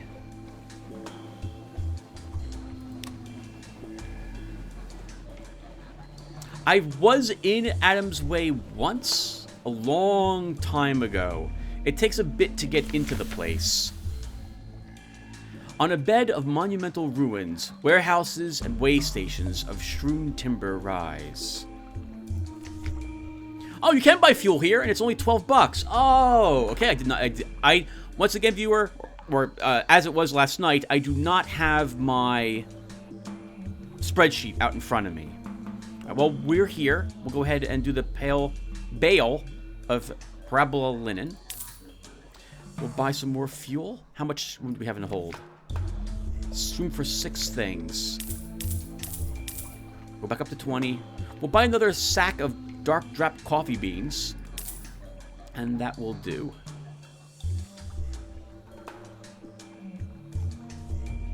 Foxfire candles are kind of cheaper here. I should keep that in mind for the future. And this is Pelagast's Post. The sign at the door reads, "Licensed for mortal trade." Oh, that's a bit ominous. That's a bit ominous. Do you have any special ships here? They do not. Let's head on in. All ships that approach Adam's Way are intercepted by the Gracious. The... oh, I can't pronounce this. Presbyterates? Splendidly head-dressed coast guards. A quaint but inviolable tradition governs entry. You must tell them one of 3 stories. In return, you will be permitted to spend a single day in port. So these are the things they want at the moment. I think it... oh, no, okay, so these might change. And I'm not quite sure if we can deliver all of these all at once, or we can do it piecemeal. So what we're going to do, or, well, you guys won't know for sure the answer to that question I just posed, or statement, because we're not going to record another one of these, I think. But I'm going to give them the recent news I have. A tale of a city recently fallen. The Gracious are always eager for news from London. Is their interest strategic? Or do they just enjoy hearing about London's miseries? Regardless, they permit you to dock. The day... oh! We actually get in with this. Okay, I thought we need all 3 of these things. The day has just begun. In the town square, a yellow-robed priestess plants a seed in a bed of black soil. No sooner has she patted down the soil than a tiny shoot pokes forth. By mid-morning, it will be a sapling. By lunchtime, a budding tree. By the evening's end, it will wither and fall. You must be back on your ship before then. The tree of a single day is a hopeful sapling, green and budding. So this is hinting that we only have a certain amount of actions we can perform here in town. To the south, the Elder Continent, and the 72 cornucopian kingdoms of the Presbyterate. How do I say that? Presbyterate? I feel like I should know this word, but I don't. Are the story... we'll call them the Presbys. Are the stories true? Rivers of honey? Castles of ivory? Who can say? Foreigners, that's you, are forbidden from the interior. The closest most get is Adam's Way, a shouting, feasting, thieving riot of a port. The options available may change as the day progresses. What do we got here? We can sit by the tree of a single day and let the hours pass to advance time. The Presbyterate adventurers. A tall woman in a salt-caked Royal Navy uniform is methodically shooting giant land snails off a chunk of a fallen statue.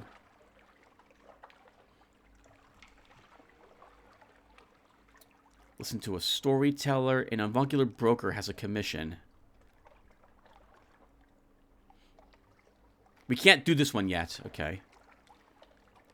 Assists in someone at a hospital. Visit an expedition. Let's go ahead and do the adventurous. A tall woman in a salt-caked Royal Navy uniform is methodically shooting giant land snails off the trunk of a fallen statue. You approach. She lines up another shot. Oh, I've seen this picture. This is an officer we can get. Engage an officer. The Presbyterian adventurous. Afternoon, sir. Looking for a gunnery officer? I'd like to help you blow up monsters, if you'll have me. We already have the irrepressible Cannoneer, so we do not need her. You're not looking for a new crew just now. I will remember that she's here. So, the tree did not grow for that. Okay, so let's do... I get the feeling we can buy things from the Curiosities place.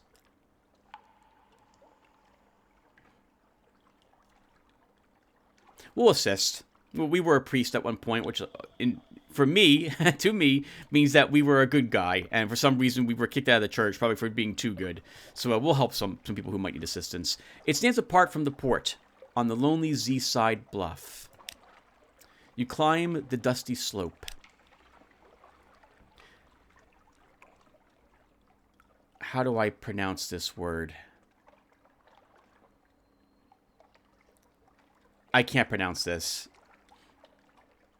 There's a rare disease of the Elder Continent, a slow combustion of the soul, gradually baking the vital organs. Poets suffer worse than most, lovers worst of all. The blistered monks who run the hospital will accept any assistance. Assist in the cloisters, a 43% chance of success. Carry water in the Chapel of Pyres. 64%. Well, this is a better chance. This is what we're going to choose. Where the patients in their final throes rave on stone beds. The chapel smells like a chop house at lunchtime. You make your way between the beds, tipping sips of water between parched lips, and holding hands as hot as kettles. In their final fevers, the patients whisper their regrets, their secrets, their solace. We see it at a Hearts Challenge. We gained 1 Tale of Terror. We gained 1 Z story. We gained 1 Memory of Distant Shores. We gained 1 Vision of the Surface. The tree of a single day is tall and strong. Its branches stretch over the rooftops. Hey, holy crap! That's a nice bit of tales that we've picked up. We could do it again, but I think we'll go do something else. Down the stone incline to the bustle of the port.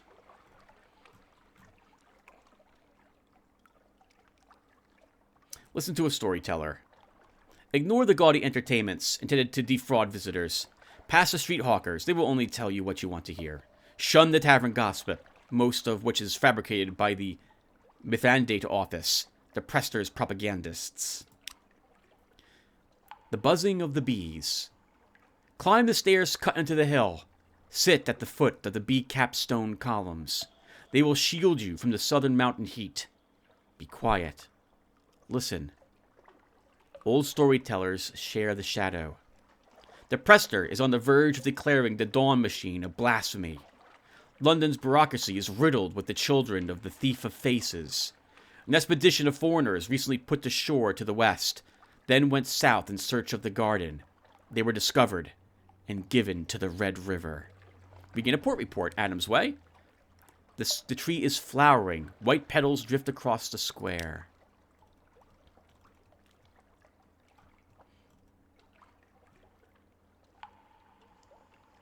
Catch a nut that falls from the tree of a single day.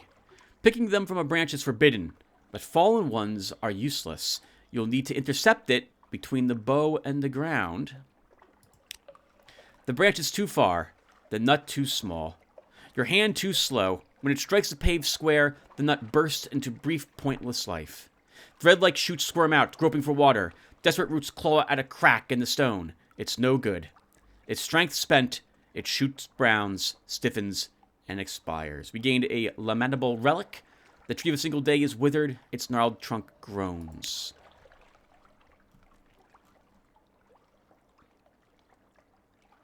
Oh, we have to do the Avuncular Broker at the second action. We can't do it. We can't do it now. So I wanted to do that, but we missed it. Oh, speaking of that phone call, guys. All right, guys. Hello. All right, I'm back. So, because I meant family stuff, but we'll go ahead and talk about it really, really quickly. Then we'll keep playing. So, not leaving for my brother's. He actually had wanted to come down here. It turned out, but things didn't work out, as it were, for his schedule. So he will be down here in 2 weeks, and as long as he's going to visit, he's like, don't come up here just to drop off the new computer. Like I can take it from you when I leave. And I'll get to see my niece and one of my nieces and one of my nephews as they come down here to play board games that day. So should be fun. Should be a lot of fun that day. And they've never seen the house, my niece and nephews, so it's the first time they'll see how I'm living. All right, so with all that said, let's pick this up again.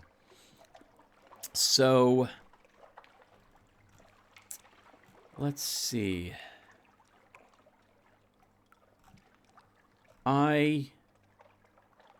We don't have any, do we have any, I can't even check my cargo, I think, while we're here. I don't think we have cargo space, so, but let's see what's available here. Visit an expedition of Presbyteriate, is that how you say it? Presbyteriate, that's how you say it. Presbyteriate curiosities. For the insignificant price of a single echo, the sober showman will lay the wonders of the elder continent directly at your feet. You head towards the bright tents. The sober showman's exhibition. The signs advertising his entertainments bristle with exclamation marks. In person, he is more circumspect. Grant your crew shore leave. Well, we could probably do that. Oh, I see, but each of these will be the last thing we do. It's 20 echo. Let's see how much fear this gets reduced. Pay for them to spend an improving day at the exhibition. Some see sights. Some experiment with the hot honeyed wine of the Elder Continent. Still others pay furtive visits to a shadowy tent whose sign promises the perfumed pantherine dances of the exotic South, performed to authentic and rousing music twice hourly. We lost 9 terror, so it probably removes at least 10 for 20 echo. That's a great deal, actually. That is a fantastic deal. The tree of a single day cracks and leans. It's time to return to your ship. Enough distractions.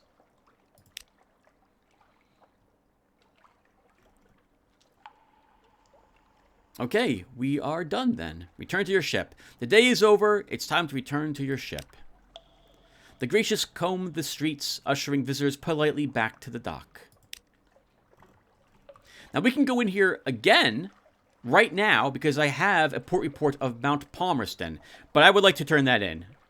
And this is a great place to go for some of this stuff, but not this time. So with that said, I think that's all we need to do. Is that correct? How's our hold? Oh, we have one more space. Maybe we buy one more fuel.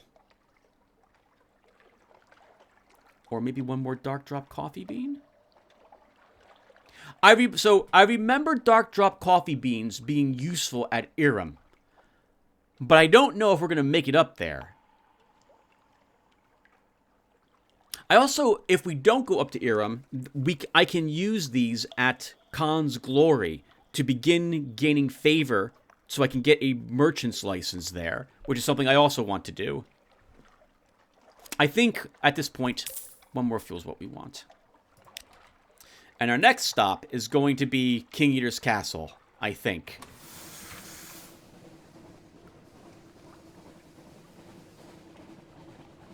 So out we go. I guess we'll talk about my family for a little bit, my brother Joe. So my brother Joe is he was a critical care nurse and an ER nurse for several years, and he was there's a certain term for it. Traveling nurse, I think is what it was called, or something of that sort. Oh, hello, what are you? Oh, Republican Dreadnought. We don't want to fight that. 400 hit points on that too. We can kill it, but that's going to be too tough. He lives an hour and like 10 or 20 minutes north of me. He's got 2 sons and 1 daughter. He's using a computer that was one of my old ones from about 8 years ago or so. It still holds up. I mean, I build them to last, and I don't bother doing a whole lot of like overclocking or what have you. And my brother Joe's not gonna do anything like that as well. Plays most of the games plays most games well, but very few with super high fidelity graphics on. And so I survived cancer, and as you know, last year, and I would like to give gifts to family members and friends. And so I have no hesitation now of dropping a few $1,000s on a new computer for one of my brothers, considering that there's still no guarantee I'll live to see another 2 years of time. Varchas. I have not been here before. The mirrored city, where light was always the law. The walled city of Varchas is a tangle of green vines and luminescent fungal flowers, slow blooming around a moldering stone. Or around moldering stone. There's more places than one. A quincunx of carved steeped towers rise over the walls and pour burning white light to the bleak sky. A rough shadowed path leads from the docks to the mirrored gates of Varchas. 2 towering carved stone lamps throw their light on the angled mirrors, and a blue-cloaked guard stands in the reflected pool of light. The city is a beacon against the tree-hushed, sprawling darkness of the Elder Continent. In the far distance, a vast mountain glimmers.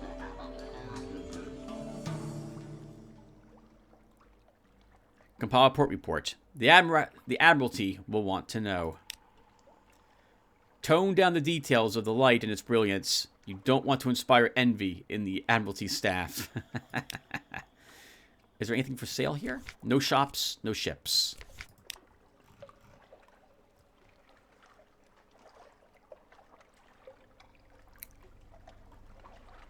We have any room in the hold?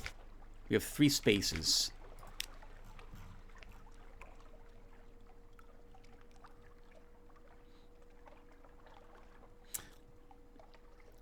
We'll do these top 2. And then we'll do this last one too. But we'll skip well, let's see. Choke on the smell. Let's do this first. It's overpowering sweet. It comes from the fungus growing wild all over the city's stones. The flowers have white waxy leaves, which leave powdery traces on your fingers. The light coming from the city has the same camphorous quality. And the smell, perfume worn too many days on the body. Unread books left to turn to ink-stained pulp. A garden drowned and rotting in still water. The sailors wave you over. They're sitting on some upturned crates on the docks, playing a game with mirrored chips and stylized snakes made of bone. You're not thinking of going in there? The sailors gawk at you in unconcealed horror. They take turns telling you gruesome stories of Varchas, which they no doubt invented whole cloth. Some are convinced that the Varchasi render sailors into tallow to light their city. Others say they steal shadows and sell them to their masters. All of them are convinced that they blind any strangers who dare to gaze too long upon their city's secrets. We're just waiting to be paid, and we're off, one of the sailors says, nervously fingering a mirror chip. I've only got one eye left, and I'd like to keep it. Ask the guard a few questions. Never a bad idea to gather a little intelligence before heading into unknown waters. Or cities, as the case may be. The blue cloak guard only acknowledges your existence when you step out of the darkness of the path and into the light of the lamps. The guard stands in the middle of the pool of light, looking warily at the darkness behind you. Up close, the guard's blue cloak is threadbare and mossy along the hem. A pattern of embroidered suns runs along the collar, but the gold thread is dull. The kohl around her eyes is smudged. Well, Thomas, she asks, are you going to ask your questions, or are you just going to stare? Her tone is brusque, but her expression is curiously eager. You do not think Varchas receives many visitors.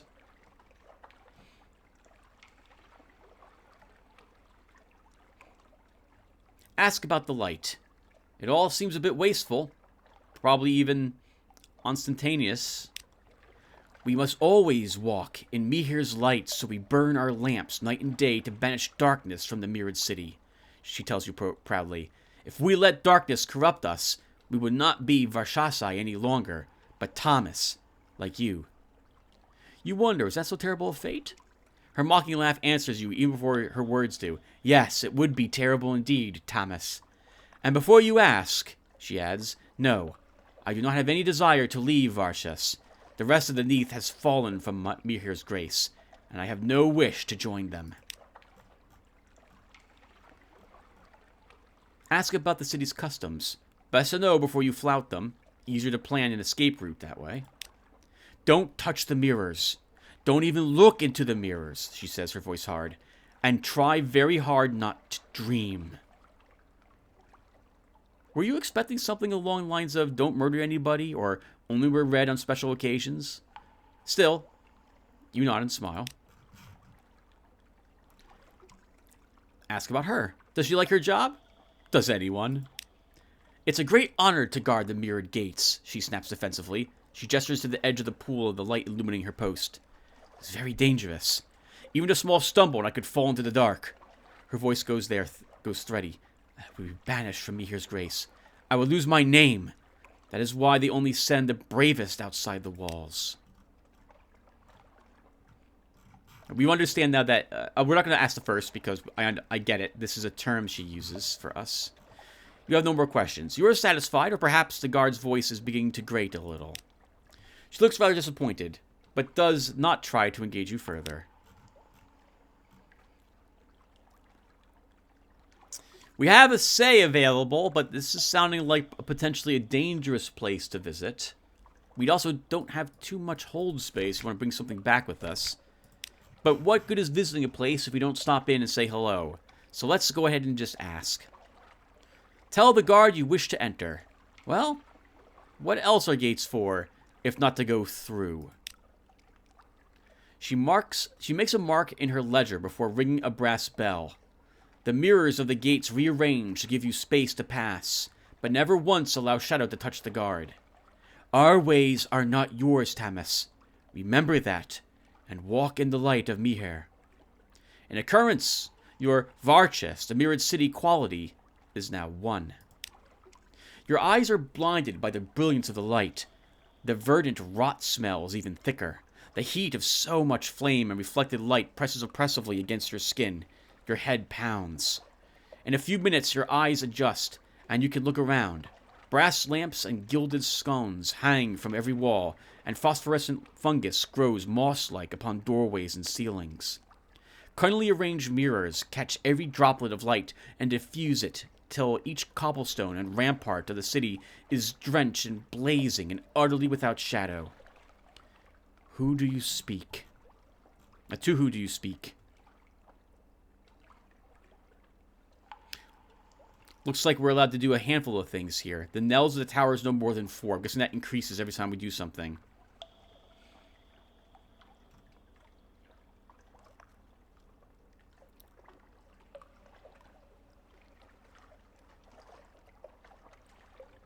Let's keep talking with the guards the first time we're here.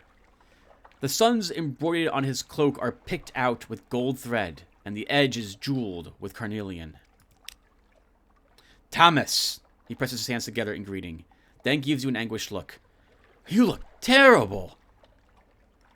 Are you sick with a terrible outsider's disease? Or is that what your nose is naturally like? Over your protestations, he gives you directions to the hospital.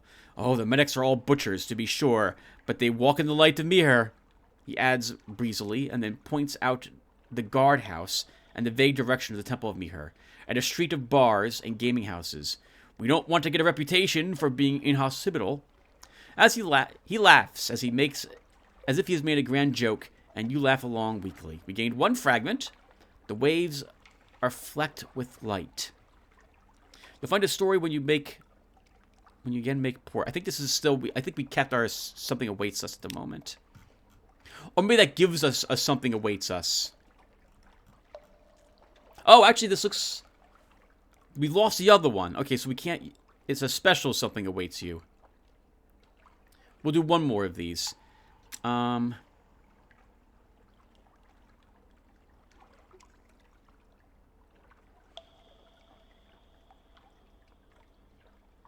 Firekeeper. Dressed all in saffron, a pair of thick fireproof gloves dangle from a silver chain at her waist. I'm too important to play guide to you, Tamas, she tells you before you even open your mouth. I'm the keeper of the western principal mirror. She points up at the enormous multi-faced mirrors set atop each of the city's 5 towers. I'm only here because I'm looking for my idiot brother. He's probably busy pouring wine down some pretty dark-skinned boy's throat in a tavern. It's a matter of great urgency, you wonder? Oh, is it a matter of great urgency, you wonder? He's late for his lamp checks in the sacred district, is her terse reply, as she hurries away. If the Agenhoturi find out, he'd be lucky to end up a lake dredger. Your Vartris, the tardy lamplighter's quality is now 1. The first tower bell has sounded. The knells of the towers. Vartris has 5 mirrored towers. When each has sounded its bell, it is evening. We've gained 1 memory of distant shores. Continue our explorations. The mirrored city gleams invitingly. You'll get used to the smell in time. You walk galley courtyards wreathed in veins. Wow. Writhed in veins. That would be a different type of place we're at. We'd be in the meat or flesh dimension. You walk galleried courtyards wreathed with vines and fungal blooms. Long straight roadways crisscross the length and breadth of Varchas, the stone worn by wheels of carts and the tread of thousands of slippered feet. Lamplighters constantly check the fuel levels of the sconces and replace wicks. Firekeepers check the coiled spring mechanisms that control the angle of the mirrors. There is much to explore. Where will you go next? We're told about the hospital, so let's go there. The hospital lies in the shadow of the southern tower. Are you feeling a little fevered? Do you hope to learn medical secrets? Or perhaps you just enjoy the moans and flushed faces of the sick and suffering? The charitable hospital is a long galleried building divided into a series of curtained wards with their own light sources and mirror series. A dour-faced nurse glances at you expectantly. Which ward were you here to visit? Let's see. Looks like some of these are for your companions, if you have the appropriate officer. We don't really have the heart's quality to succeed at this check. Still try. 32% isn't abysmal, but it is difficult.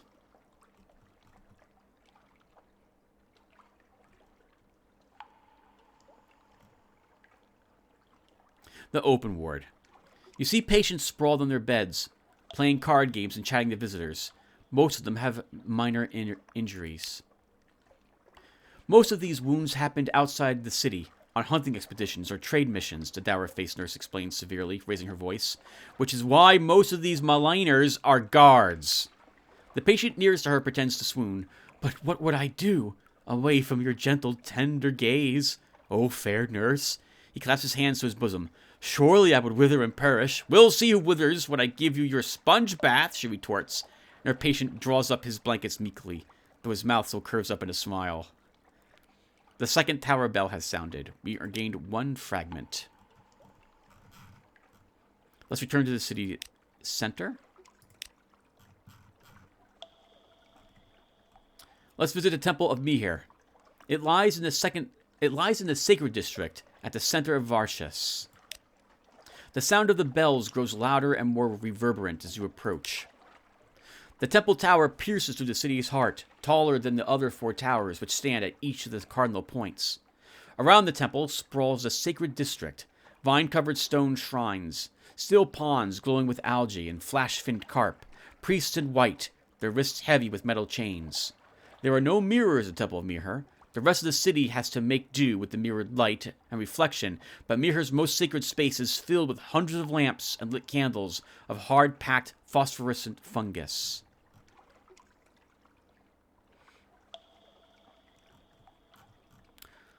Let's see. We don't have good chances to do some things here. Oh, but we do have a lamentable relic from earlier, and we have an option to use one here. Right, we just got this over at Adam's Way, so let's use it.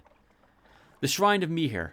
His stone-covered form is rubbed daily with glowing moss. Perhaps it is guilt which makes you think of placing a lamentable relic amongst the flowers and their other offerings.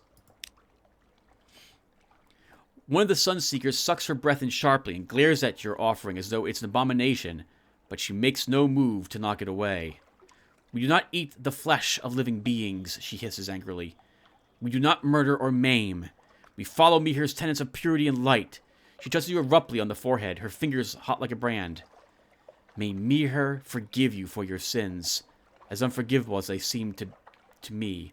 Okay, so this must represent like a corpse or a skull or something. But for us, this was actually a seed from one of the trees. I did not realize this was a body part or like a corpse. Okay. Well, we lost a lamentable relic, but we gained 30 fragments, and nothing else looks like bad happened to us. It's good to know that I could pick up fragments from here if I get lamentable relics, because you need quite a few of them to get a secret, and you always want more secrets. We have one more thing we can do before it's over for us. Let's see.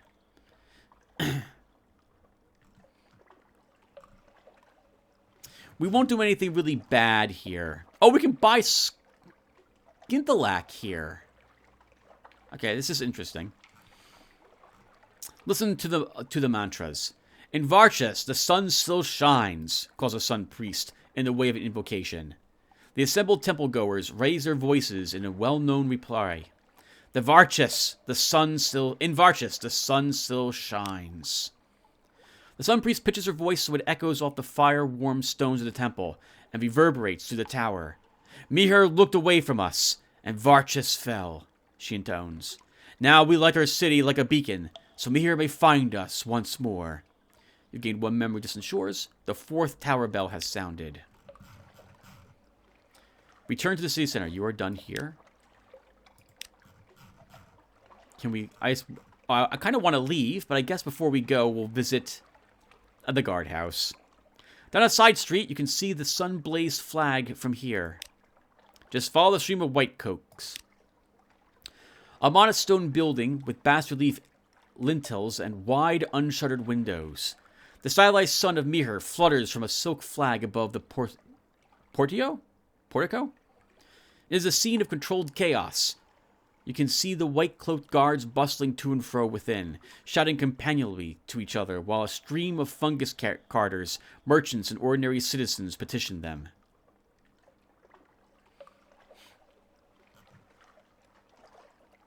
Oh, we can train with the guards. Why not? There's a formation of new recruits doing basic forms in the courtyard. We have 59 iron, which gives us a 100% chance to succeed at this. The sergeant does not object when you slip into line, but he doesn't treat you with any particular gentleness either. You practice hand-to-hand combat for a few hours and end up on your back more often than not. They fight in an unfamiliar, light-footed style. A few of the more advanced recruits duel with curving, twin-bladed scimitars. Interesting, the sergeant grunts at the end of your session. You are bruised and possibly concussed, but quite satisfied with your morning, and you think they may have learned something in turn. We succeed at this challenge.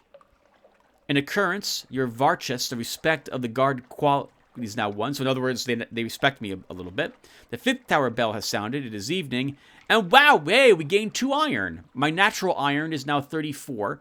My total, because of officers and equipment, is 61. We turn to the city center. The inn at evening, after the 5th bell, each Thomas is assigned a room. Uh-oh. The light is endless and merciless. Will you sleep? All visitors to Varchis are given 1 night's accommodation in the city's only inn. It is a handsome stone mansion arranged around a pleasantly cool courtyard. Frescoes of city life are painted on the walls. Given how few visitors Varchis hosts, you suspect the inn is more usually used by philandering locals. Evening falls. Or does it? The town's 5 principal mirrors are mounted on coiled spring mechanisms and alter their angles subtly to create the impression of evening. Across the city, the firekeepers throw pinches of colored powder into the lamps, and the quality of light yellows to a softer brightness.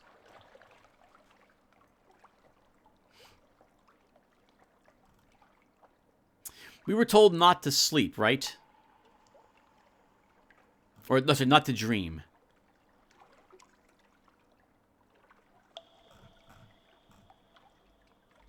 Well, let's do one of these first. So, who do we want to talk to? The Wine Maze Lamplighter. We could try this. Let's try it. He is dressed in saffron robes and is indeed pouring wine down the throat of a very attractive, dark-eyed boy. You could tell him his sister is looking for him. Yeah, let's do it. He starts up in horror, spilling burgundy red wine everywhere. His young companion looks irritated. "I'm late," he shouts. "Mihir, forgive me. The Aganohotori is going to skin me alive." He pumps her hand in gratitude. "Thank you, Thomas. I won't forget this. Here, take my arc jewels." An occurrence, your Varchis the tardy lamplighter qualities now too, so we've progressed the story there a little bit. And we retrieved 3 outlandish artifacts. This belongs in a museum. Assuming that colonial imperial propagation for the purpose of hegemonic taxonomization is a suitable response to the problem of intercultural contact. Which it probably is, because museums are magnificent institutions. Huh. Okay, those can be sold for a little bit of echoes. I think they're worth 100 each to the scholar. What else do we want to do?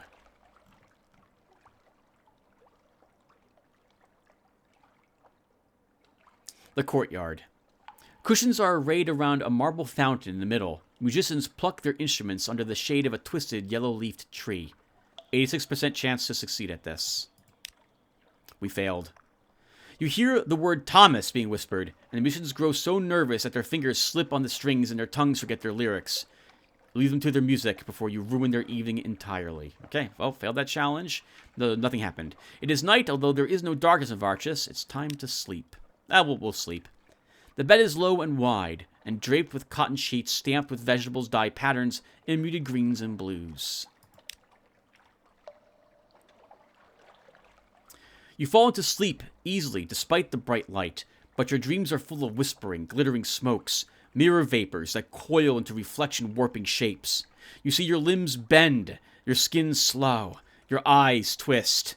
You wake with your heart pounding, your nostrils are full of fungal rot smell of Varchis. Your body is as it always has been, but somehow that is not as comforting as it should be. We received a new menace, a dream of smoke, so now we have a new type of plague or something that will bother us. We received 10 terror from that. Holy crap!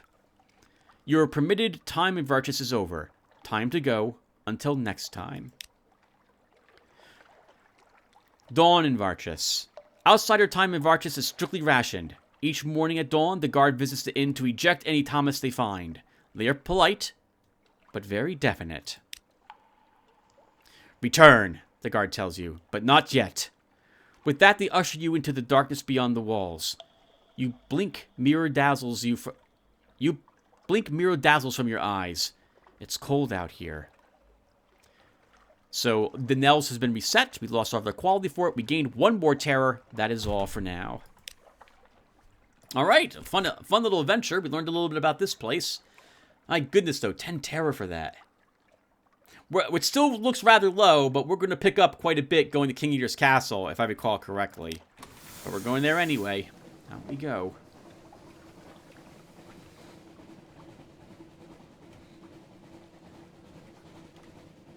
We may end up switching our return route to come swing down here, rather than going up to Irem, depending on how much terror we gain.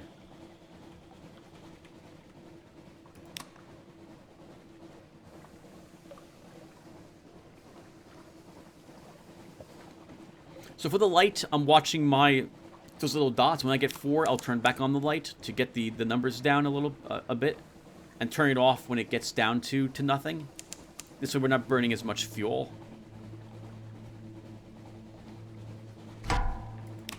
Oh no. That's really bad. Glorious Dreadnought, we're in its sights too. Ugh. So we're gonna have to run. We could get behind it and probably kill it, but it will take too long. We'll just take that hit.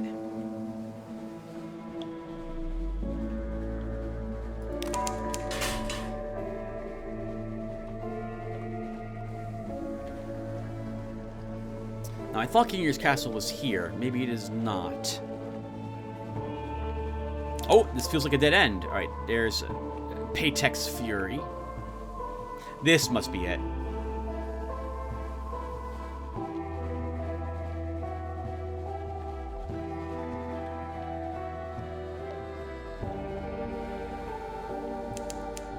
King Eater's Castle. I like the hands. It makes me think that this is like its crown. Now, I think I remember that there is an option here to end the game horrifically for your character. There's something here that I think can give you, like, maximum terror if you interact with it, so we don't want to do that. First off, there are no shops or shipyards here. Let's head on in. King Eater's Castle. Echoes stalk you through the colonnades. An old veracity lives here, in the far reaches of the Sea. The priests are long gone, but sacrifices are still made. Perhaps you have come here to make a sacrifice. Perhaps the sacrifice is you. Oh, look at this. So we can expend supplies and fuel here at the altar to lower our terror. This will expend fuel and supplies to lower your terror. Lose your mind. This will give you instant 100% terror, if I recall correctly, and end your game. We can eat our crew if we want. So let's read these descriptions. Lose your mind. Offer your thoughts at the altar, and the warning text for you, the player, from the narrator is, do not do this. Eat your crew. Not all of them will go easily. Do not do this. This will destroy all your crew and any human or near human officers. The struggle will wound or even kill you. We need 150 iron to do this anyway, which we do not possess. Offer your stories. All of them. What is one more departure among so many? This may take you elsewhere at the cost of all your Z stories. Choose it only if you're desperate to be somewhere else. We would lose 5 of our Z stories. Compile a port report. Silence, desolation, the sense of an impending and terrible mistake. Let's do it. Everything is horrible. It's not really an appropriate title for a formal report, is it? Let's find something a little more clinical.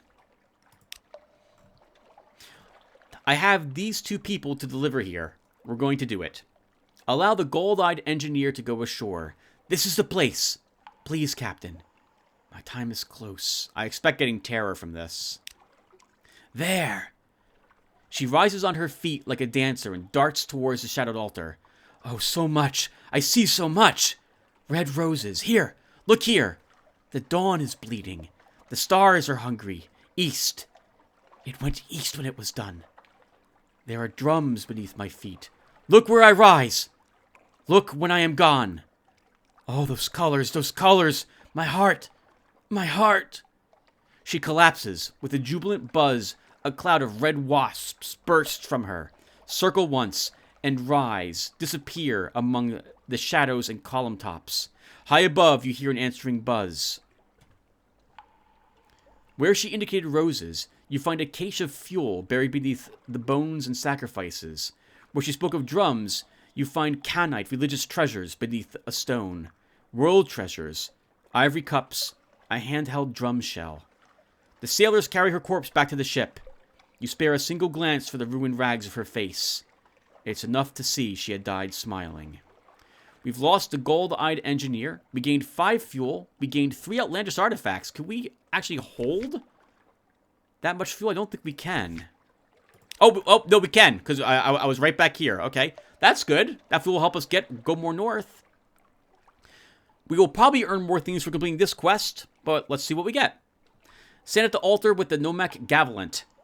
He has powdered one of his rubies and is sprinkling it into a vial of wine. It is time, sir. He downs the vial and begs your pardon. Before you can ask for what, he's bent double in a violent coughing fit. You kneel beside him. His eyes are wide but unseeing, his limbs trembling. He retches. His teeth are stained vivid red. Master Borden, he croaks. It is done. The College of Mortality is one less. We had help. On London Captain. He pauses listening. You hear nothing but the Gallivant smiles. Oh, that is very just. Is there anything else? Yes. Yes, I will anticipate them. I'll... The Gallivant blinks and laughs. He grins at you, his tongue cleaning the red from his teeth. My master is a man guided by his principles. Liberty, equality, eternity.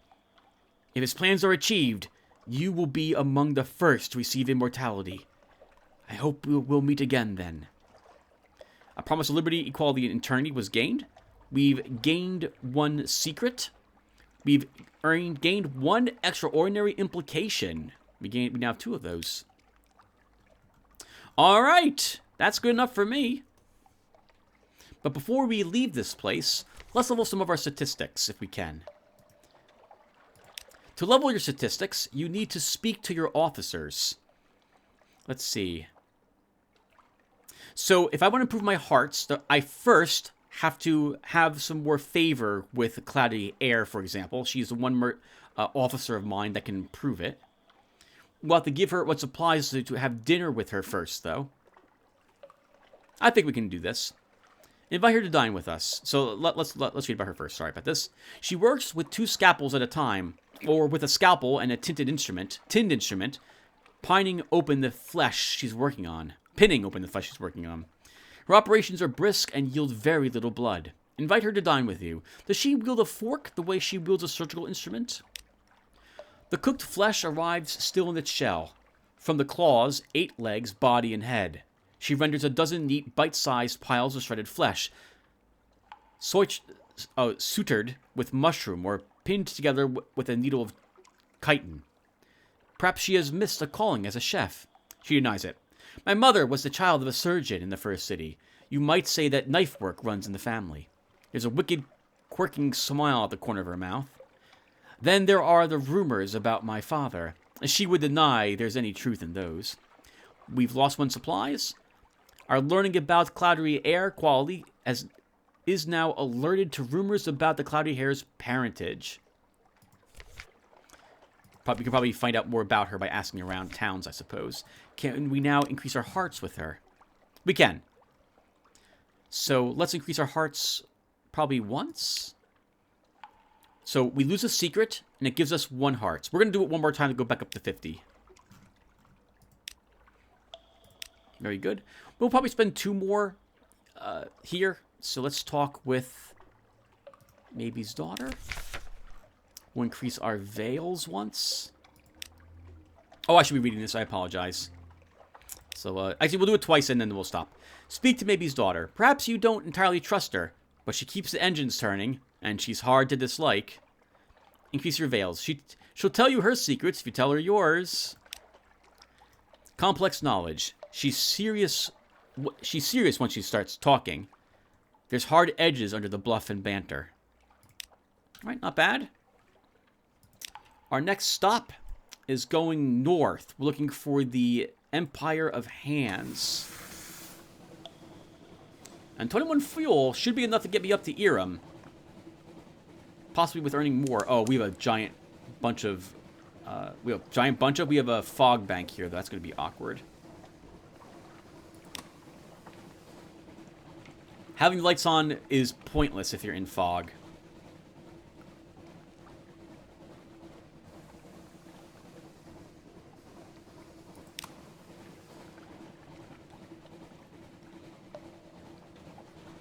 Alright, let's see what we can find.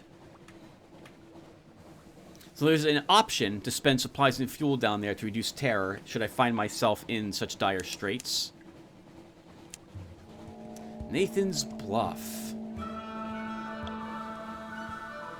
I think the dock's on the other side of this. I think sunlight... Yeah, this is on the other side. I remember this place. Sunlight is streaming down from above this location.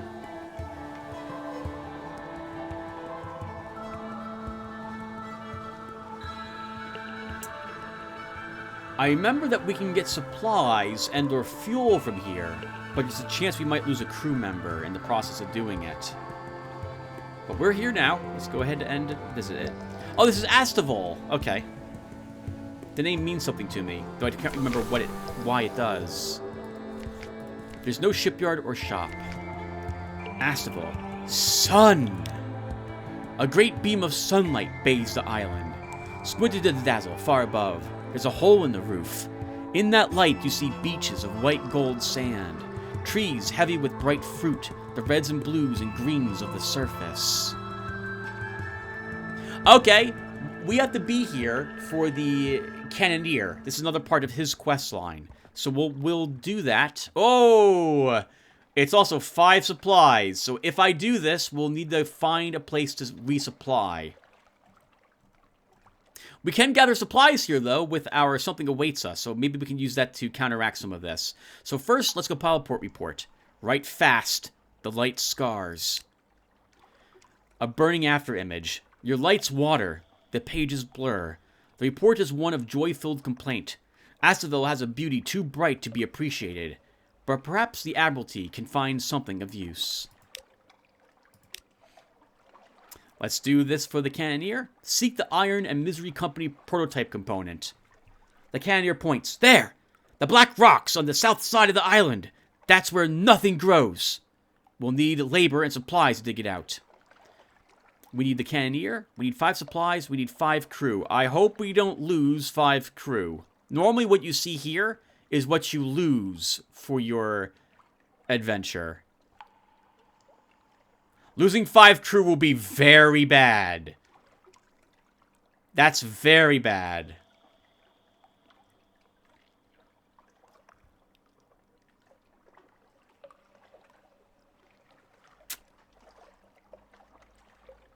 Okay, here's what we're going to do.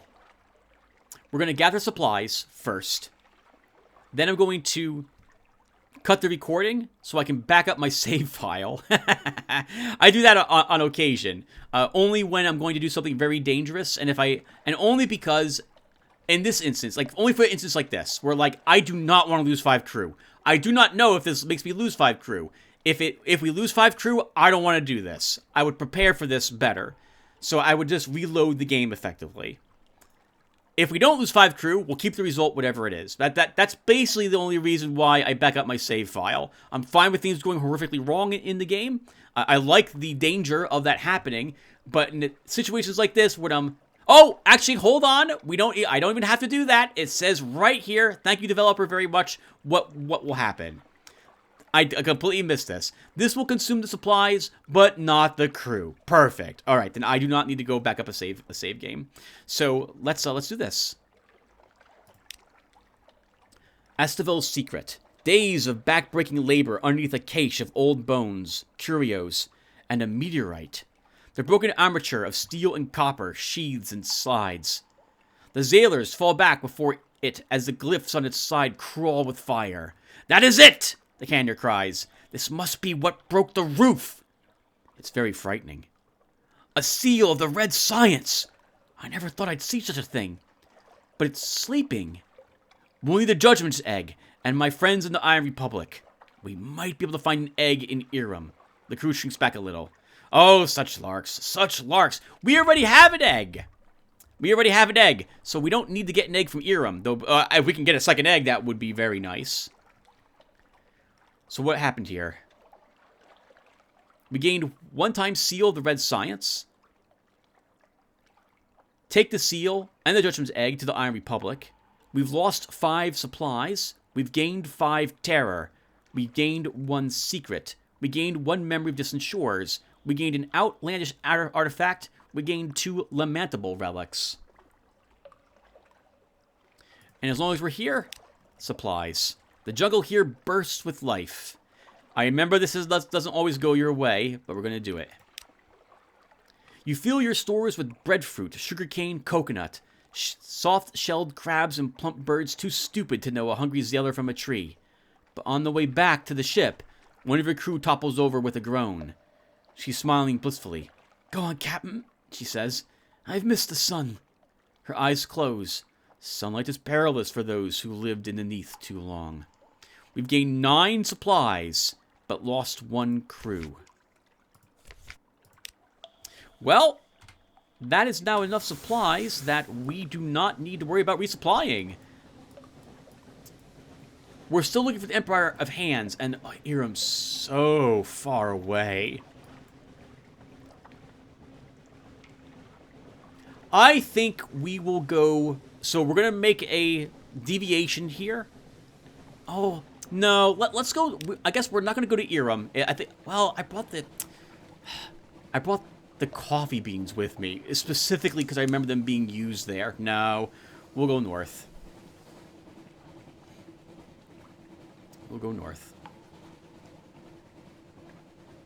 I suppose, though, we can first stop and speak to our cannoneer and try to increase our iron. Very good. So we earned a secret. Let's spend a secret. That's a fluke.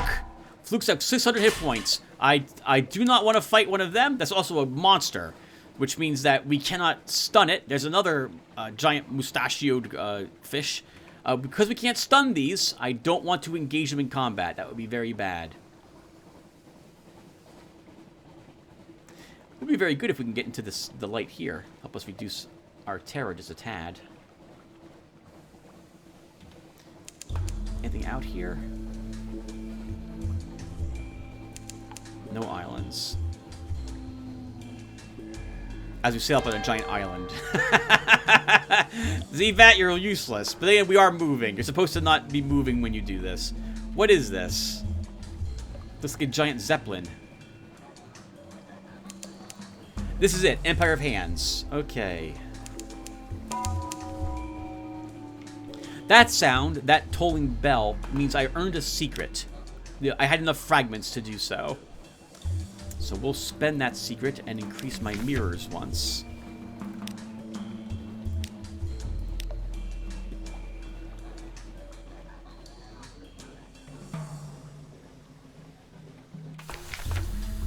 A stern reminder from the Admiralty. In the name and by the power of her enduring majesty, a trade embargo and quarantine in absolute perpetuity has been hereby declared on the Empire of Hands. No ship of London is to permit aboard a Pentecost ape without express and prior permission of the Admiralty. Any and all acts of spilferage are prohibited. They know what they did. Beware of stowaways. Keep a tight grip on your soul. Excerpt from the Standard Naval Regulations, Volume 9. They know what they did. Makes it sound like we shouldn't trust anyone here. I absolutely love writing that alludes to things of that nature. A flea-ridden mayor. With the regulations in mind, it is a surprise to be greeted by a mere itchy monkey in a tattered yellow robe, barely walking with the help of a ceremonial staff. An official greeting. "Hello!" cries the mayor in the broken voice of one not used to human speech. "Come! Make selves at home! All selves welcome in bountiful Empire of Hands!" The crew shifts uncomfortably. They know the stories. It will take more than the natural beauty of this place to take most of them the risk of shore leave here. An occurrence. Your Empire of Hands monkey business quality is now won. The apes watch you hungrily. Port Stanton. Soul-hungry monkeys reluctantly tend this trading post, waiting for an opportunity to escape. Bloated fleas hop from ape to man, and man to ape, gorging themselves without a care for which is which. We're not doing shore leave here. I don't care about terror. I care about terror. We have only 20, though. We'll be fine. Prepare a comprehensive port report. We would have to have explored all this to do it. So I guess we're not doing that. Oh, but we are... Right. The Empire. London wanted me to come here, the Admiralty, to pick up strategic information. So we will do so. In addition to visiting ports and bringing back port reports, the Commodore? I cannot think of his actual title now. We'll assign you a task to go and fetch back strategic information or acquire it. You don't have to turn it in to the Admiralty upon return, but it will be sitting at a very particular place until you go and get it.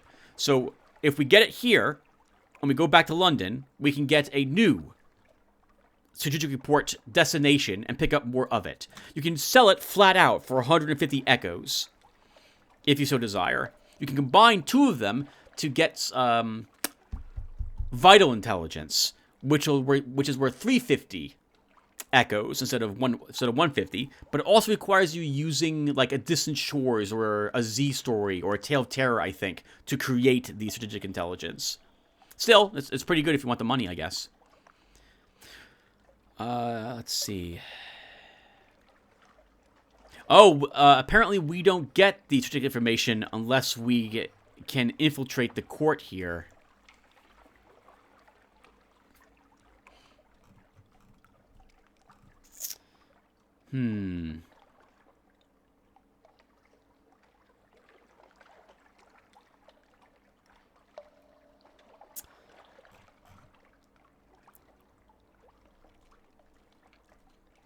I don't know if I want to really have a lot of monkey business going on here.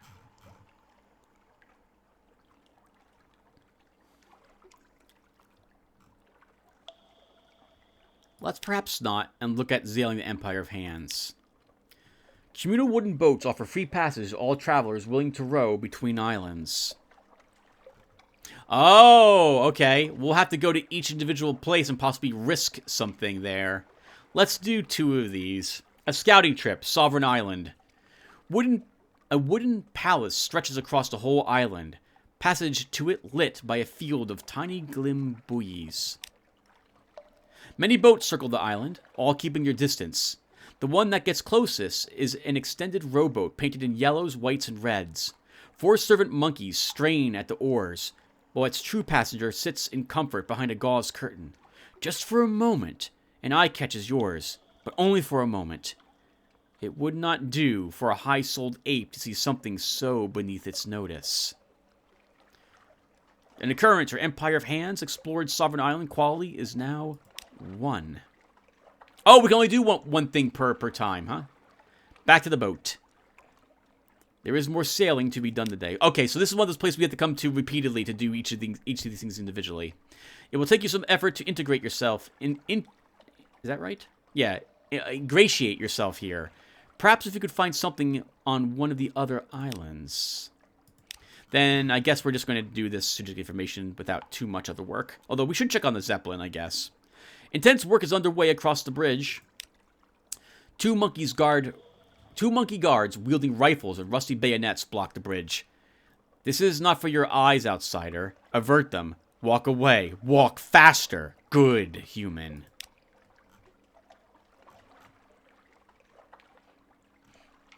Gather strategic information for the Admiralty. The Admiral commissioned you to gather information here at the Empire's Edge. That's difficult, but you could pick up a few scraps.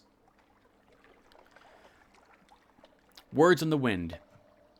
The barely sold monkeys of Port Staten muttered together in a dozen bastardized dialects, invented stories, gossip 20 years old, intimate revelations from the scraps of subconscious knowledge that adhere to souls. The effect is of sampling a rich, fascinating stew that might just possibly contain rat droppings. The Admiral will regard this mission as a failure, but others might be interested. So we got a intriguing snippet and one Z story. And we've succeeded this task. This isn't a strategic information that we earned, unfortunately, so we can't turn this in for money. But maybe someone else will find this interesting at some other point. And we can't do a port report here.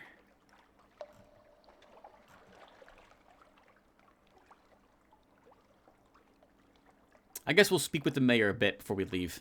An audience with the flea-ridden mayor. He's not busy. No appointments are required. The flea-ridden mayor scratches himself on a chair made of crates, surrounded by boxes of long, rotten trade goods. As a 5-souled ape, he would be able to petition for membership of court. For now, the trade embargo has left him trapped on the outside, a 3-souled overseer with no talent for order. In better times, being overseer of Port Staten gave the incumbent their pick of visitors to the Empire. Now it is a thankless task as any to be found underneath. Sell our soul! No, we're not selling our soul. We're a fallen priest. We still have our soul. Once again, I like to think that we're playing like a good guy here. A good guy can sell their soul too, I suppose. So somebody can buy it back or get it back somehow. I would never do that. Acquire fresh supplies. How much is it? 20 echo for, I guess, a pack of supplies. We don't need that. Acquire emergency fuel indeed at 40 echoes per barrel. We will not buy it here. Sell yourself the mayor. He doesn't have much to offer, but if you aren't using it... Okay, I am done here then. Excuse me. The rest of the Empire of Hands awaits. Outside a crowd of monkeys that has absolutely not been listening in, scampers away. Okay, well, we're done here then. Okay, we also came up we traveled halfway up this eastern coast, effectively. The eastern side of the map. So we can probably head up some more. More fog.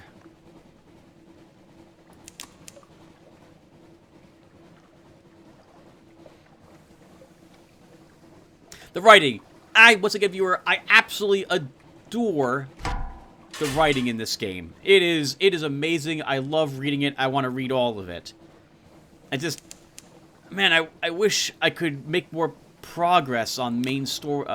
More progress. I wish I knew a better way to make echoes in the game. Because it feels like I'm barely treading water or I'm slowly losing money from these expeditions. Here's the Spider Islands. I forget what this place is actually called. The music here is fantastic.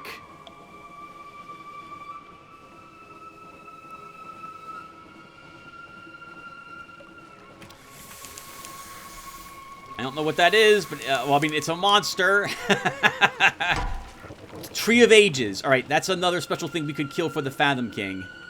We are not going to mess with that. It's got 900 hit points, and we are at half... Well, we're down 1/4 of ours.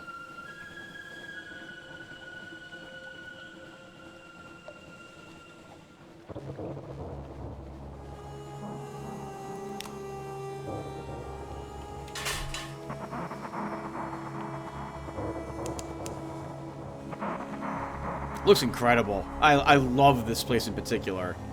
And we can ferry spiders back to London if we want.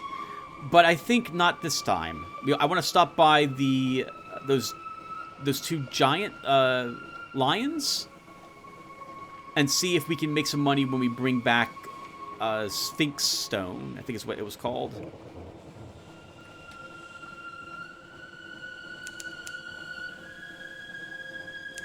Oh, we can dock at the boat.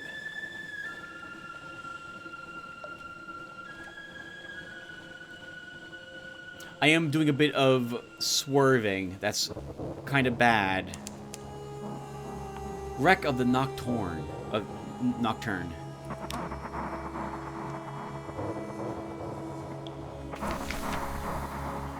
Shrouded with shadows, wrapped with webs. No shop or shipyard here. The webbed hulk of this once proud vessel refuses to be dragged beneath the black waves. So we need foxfire candles to explore this place. So we can't even go in there without any. And whenever any spot requires foxfire candles to enter it, you don't want to have just one foxfire candle. You want to have like 20 with you. If I remember correctly, my earlier explorations of some of these places. Because when things go wrong, they could go wrong with, like, when things go wrong, you could end up being a little bit lost in there, and the more foxfire candles you bring with you, the better chance you have of getting out before losing everybody. Or yourself. So, basically, these are ways for you to die in the story. You can die out here if your ship gets sunk. You can also die if you choose the wrong things in places like this. So we are not doing this. We don't have the option. Okay. Let's leave. There is a port somewhere near the spiders, but I don't know where it's located, and I didn't see it, so we'll have to come back here later. Or I'll come back here later, if I'm still playing this game.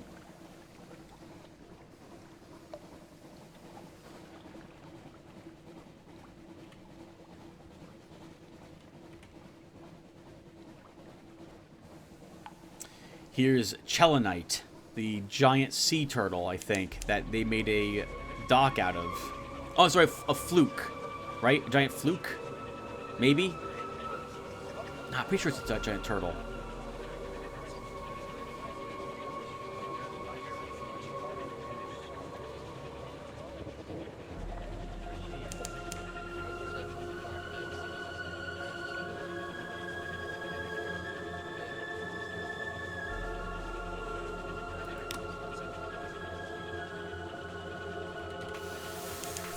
I like this slightly off-key music, or the tone of it.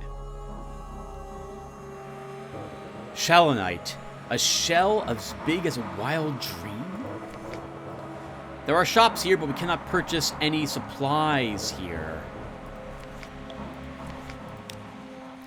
Waves lap the slabby sides of a vast turtle shell, bigger than any cathedral. Shelenites loaf on wooden docks around the shell sides, staring sullenly. Lamps hang like decorations in a festive butcher's window. All around you, the sea is rank with scraps of ancient fish. Shore leave is tough. We're not going to do that. Once again, we can get a doomed monster hunter, but we don't have any captivating treasures. Compile port report. How does one express this very striking smell? No matter what details you try to record, the stench creeps in around the edges of the sentences. The Shelenites, watchful despite the reek, movement among the miasmic scraps of long-abandoned monster carcass, frequent duels where the stink is thickest. Tales for the bone. Someone is crying unusual wares. Follow the sound. Sure. A scrawny man squats beneath an awning of gaunt-colored whaleskin. "Bring me your tales," he cries.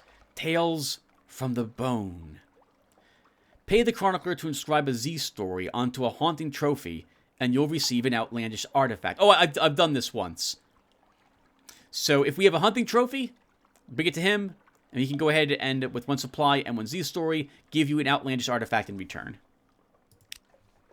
Well, we can't do anything else here. Or we can, but I'm not going to do shore leave to reduce terror. It's expensive, a tough challenge, and I don't think we're going to succeed. And Irem is very close, so we're going to go up there.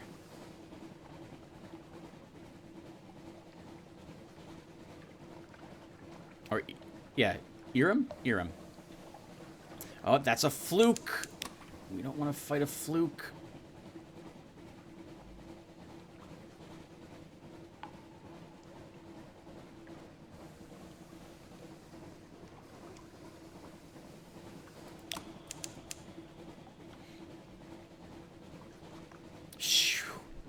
Imagine the size of that monster down here. Imagine how deep this place must be if such a creature could even exist in this area. Or how deep this place once was, I suppose.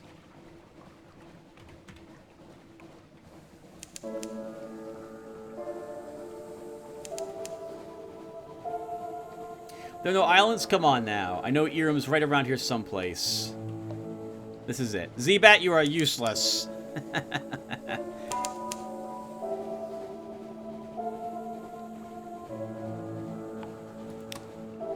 Garlacel's Haven. Irem. None have ever spoken truthfully of this place. No ships for sale. Oh, there is a shop. Let's see. Oh, interesting. We'll take a look at some of this a little later. First, actually, no, we'll get it now. So we can sell sacks of dark drop coffee beans to gain parabola linen. Okay, that's interesting. I didn't think I brought these here for that, though. We don't have a phantasmal encounter. I don't have any mountain sherds. Ambiguous Aelith. We bought one of these, but we can't sell it here. Lamentable Relic. We have two of them, but we can't sell them. We can buy them for a secret.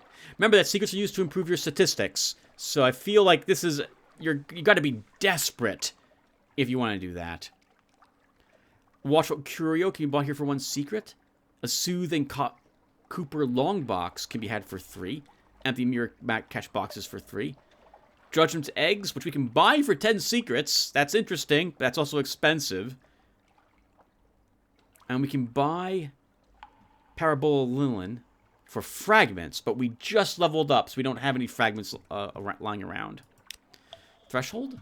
Captivating Treasure. We can sell it for 50 fuel. What a waste. Element of Dawn. Can sell it for 25 supplies. I get that seems like a waste to me, too. We can buy fuel here. We're probably going to need to do that.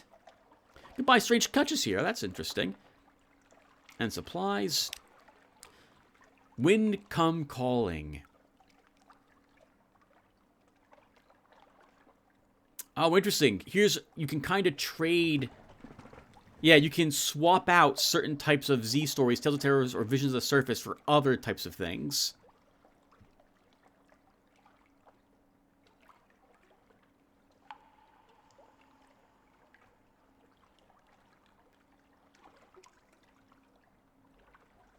So I could buy a Z story for 2 Tales of Terror. We'll make that trade. You buy secrets for 999 echoes. Okay, so you can buy a level up if you need them. We are going to need fuel. So expensive. We'll spend $100 on more fuel. Let's see what happens here with the story. Irem, the pillared city. She will rise from the Z and the ice like dawn. She will be garlanded with red and decked with gold. The seventh serpent will watch you longingly from its high pedestal. You will always arrive as a stranger. but when you leave, some part of you will remain. This is why I think I brought the coffee with me. The house of the amber sky. Rest, traveler. Our waters are warm. Our cushions are petal soft. Lay your head here. You will be healed. Or better yet, you will be renewed. Payment in coffee? Yes, please. The House of Amber Sky is a roofless space beneath the false stars of the Neath, rich with the scent of Iram roses. Despite the ice, it's warm as a desert evening. You will arrange yourself on the cushions. Close your eyes for just a moment. Oh, something really special happens here, apparently. Beneath the skin of dreams, behind the face of mirrors, an orange sun sails in a fervid sky. Here are the borderlands of that place, close by Iram, and closest still to the House of the Amber Sky. And here you are, in another place. The sun is warm on your uncovered head. If we had a wound, it looks like we can heal? Rarest fruit. We would need a Syrian Enigma to get one of those. Rest, recover, dream. So I guess this is for us. The jungle around you is rich with violently colored fruit, buzzing with insects and unseen life. There's a sound of running water, too. Follow it. The water runs deep, swift and wild. Impassive fish of unguessable age watch you from clear depths. You drink from cupped hands, and your weariness falls from you. Monkeys shriek hilariously. A leopard watches from the undergrowth, but makes no move to attack. Afterwards, you pluck the flax that grows here. When you wake later, you will find it already woven. We lost 10 terror. We lost 20 hunger. All right, so it goes ahead. Oh, it gives us a little bit less hunger. And we now have 1 bale of linen. I want to add another L after that for some reason. That's a pretty good use of a say. And some coffee. I wouldn't mind doing that again. The Bioport report. You will record what you have seen. A conundrum. When will you sit down to write the report? When you sit down to write the report, you will recall that it was written already. Who wrote it? The report records that it was already written when it was found. Who found it? The report describes another report, which will indicate the name of the finder. Where is the other report? There's a footnote which describes when you will record its location. When will that be? When all is well. When all manner of things is well.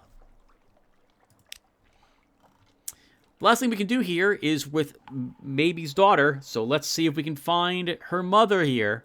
She's known to visit. I think she must have come here when I was conceived. It's close to dreams. She will inhale a gulp of air, eyes half closed. I love this. It's like coming home.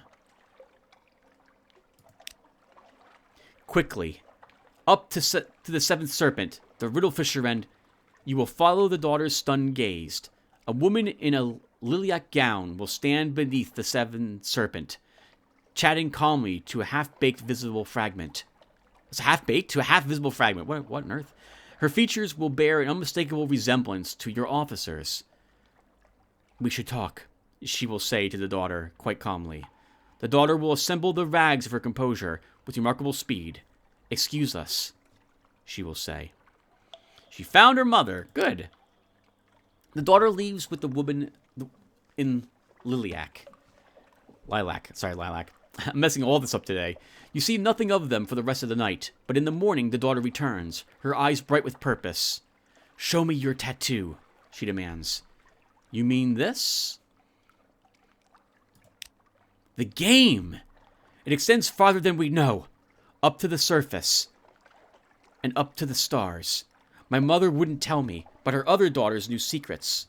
The daughter's grin is not quite sane. My mother forged an alliance with the bizarre.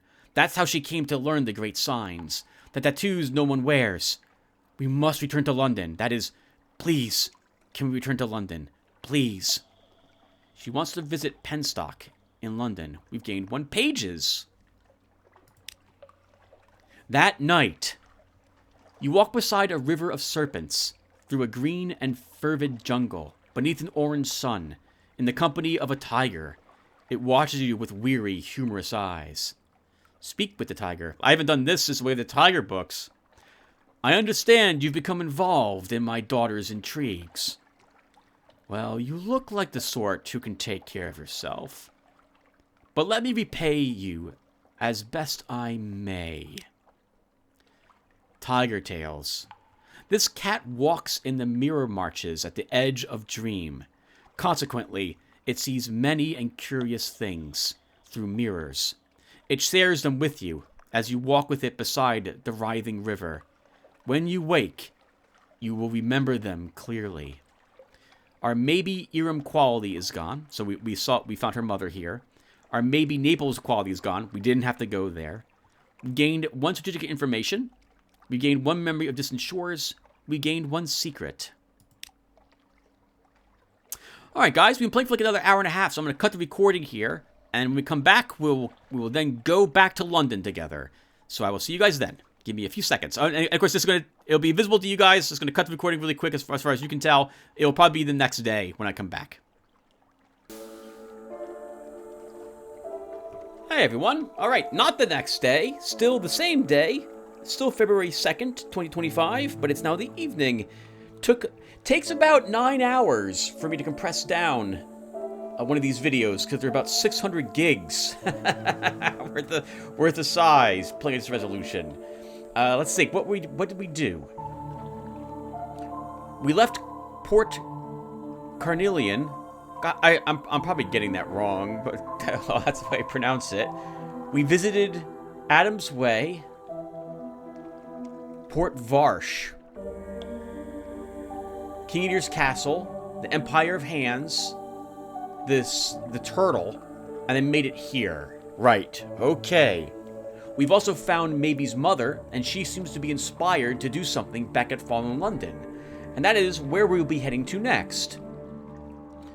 Is there anything else we can do here? So because we don't have another Something Awaits Us, we can't do the House of the Amber Sky again. Which would be a good thing to do to get our terror a little lower, I suppose. Though we could also...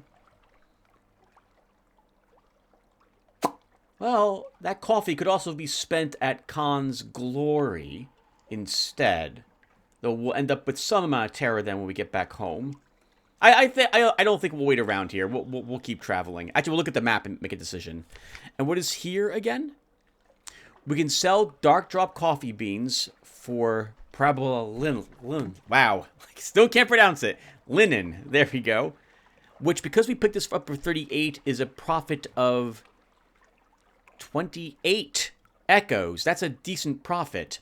Oh, but we want to stop by the Salt Lions, I think is what they're called, so we can get some Sphinx Stone on the way back and see how much money we make for that. Okay.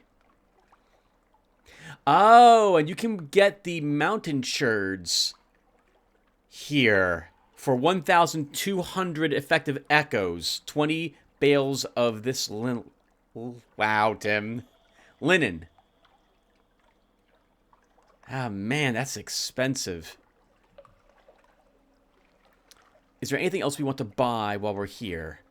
Well, I picked up 1 secret.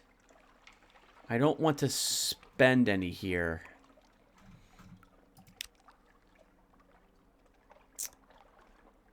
Let's see.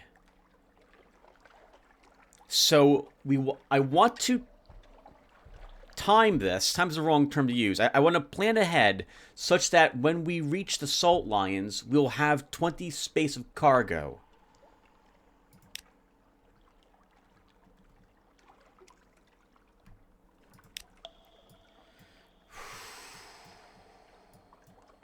Oh, that's far away. That's quite a distance. So I think we can buy some more fuel here and stop by Khan's Glory. Drop off the coffee there. I guess we can swing out to Khan's Shadow. Oh, we have a person for Port Cecil too. So we should head down to Khan's Shadow next, then go up to Khan's Glory, then out to Port Cecil, down to the Salt Lions, and then home will be what we do.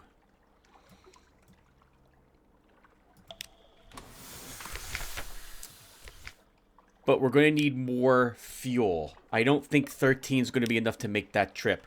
That's expensive at 20. I don't think it's cheaper any other location that we're going to hit. Well, we could hit Port Cecil, and then I could swing up to Mount Palmerston for cheaper fuel, but that itself is going to be about 3 fuel, 6 fuel, and then the Salt Lions. No, I think we'll buy 4 more fuel here, and that will hopefully get us to the Salt Lions with just enough that we'll have some extra space. Okay, so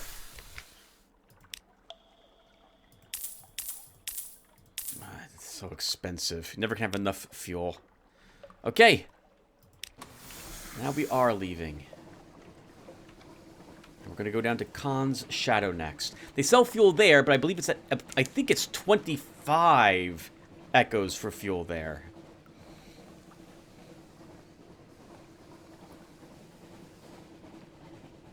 When you turn in the port report for Khan's Shadow, you will get -5 terror. Or at least so far, that is the case. So, we get a little bit more terror reduction by stopping by there.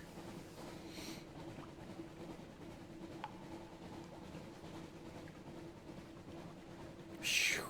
You know we have to, right? Right through the rib cage, or whatever this was.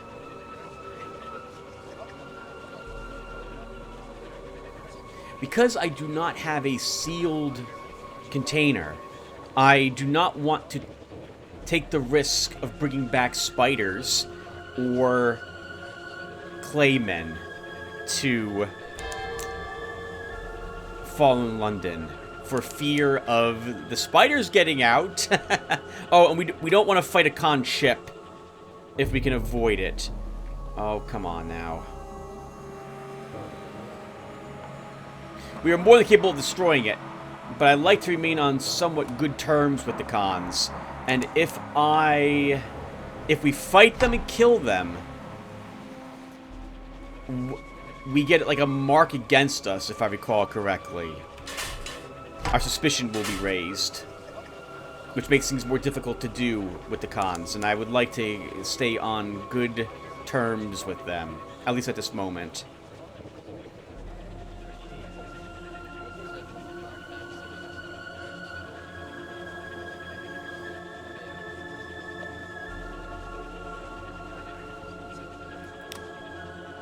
Here we are at Khan's Shadow. Stop by here for a port report. Khan's Shadow, the city that swam. Long ago, the Khanite turned its back on its warrior traditions. It has no place for pirates and would-be nomads, so here, in the Shadow, their exiles make their home amid 100 wrecked, grounded, decommissioned ships. Compile a port report. So many malcontents, so little time. Closely written notes. Convening, debauching, speechifying, drinking, singing, speeching, poeting. Now and then a drunken duel. Very occasionally, a savage ritual murder. One port report. Oh no! Sorry, it was a mistake. Fuel is cheaper here by 5. It's 15. I thought it was 25. Serves me right for not pulling up my spreadsheet. I love this music for this particular place. Oh, outlandish artifacts can be had here for 150. You can also sell them here for 100. So we could make a profit of 700 echoes just selling them all right now, right here. But we'll hold on to a few of them at this moment. Let's sell one.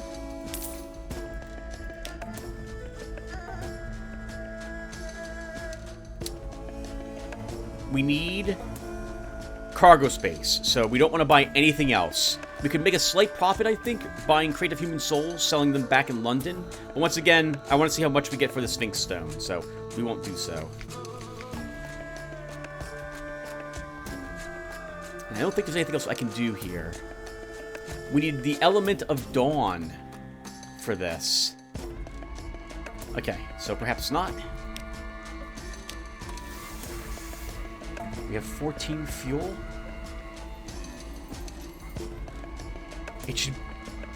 It's gonna be close. It's going to be very close if we'll have enough fuel to get home from here. We're gonna go. We can always swing out someplace to buy more expensive fuel if necessary.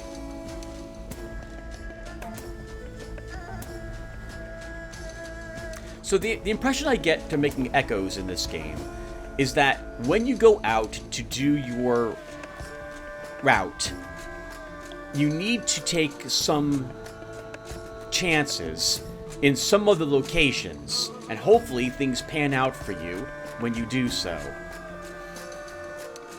It's because otherwise the port reports might allow you to break even, maybe. And some of the events, if you know where to go and what to do, can make up for the cost of fuel and supplies. Like, we gained, how many? 6 supplies at the Mangrove College. We gained 9 supplies out at the Sunlit Isle. And we've gotten a handful of supplies and fuel from shooting down ships as well.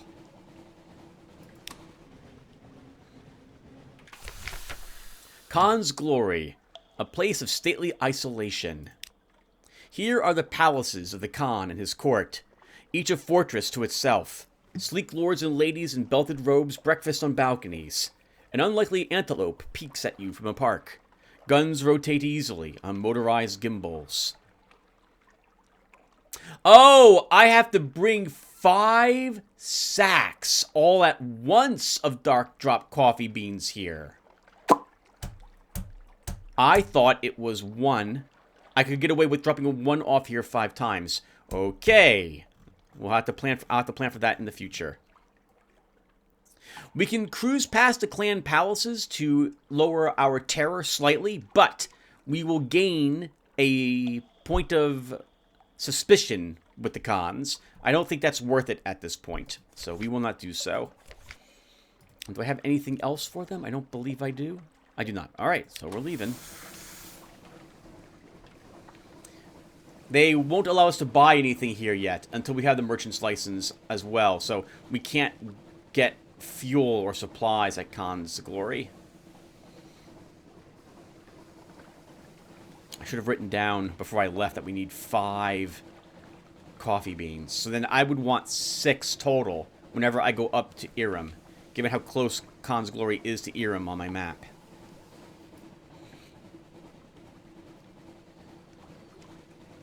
There's an albino eel. That's a pretty nasty creature. I have won battles against them once, but it's really time-consuming. And while I have a better weapon now than I had then, it's still going to be way too time-consuming to kill it.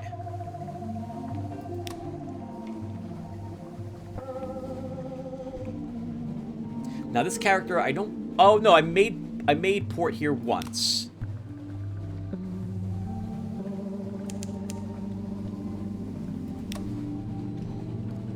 Something, a little complaint I have about the game. I have several large ones, but a little one is that there's a bunch of text viewer that's always happening in the lower left-hand corner of the screen, and I never read it because I'm too busy doing all the navigation and fighting and staring at things around me to read what's happening down here. Port Cecil, a sourceless silver glow, a haven for players of games. We can buy expensive fuel and supplies here. I'd like to not do that. Oh, right, we're dropping off someone here, too. Oh, maybe we should go to the Iron Republic and wrap up this quest, because I have the Seal of the Red Science, and I have a Judgment's Egg. And I believe we can get a forward-mounted weapon upon its completion, or a interesting deck gun if we complete it. Plus, I could pick up cheaper fuel there on my way back to London. It'll be something to consider.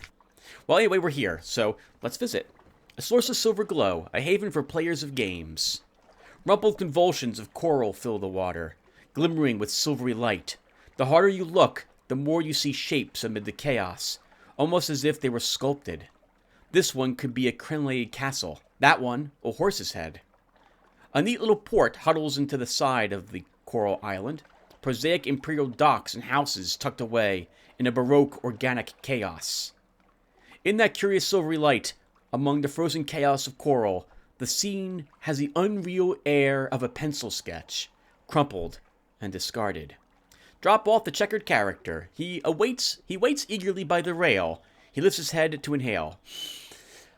I can already smell the chess, he announces.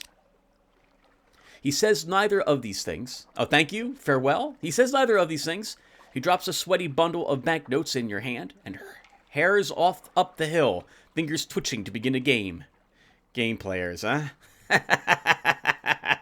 I don't know what you mean. I am totally not itching and looking forward to Abiotic Factor's next patch coming out this Tuesday.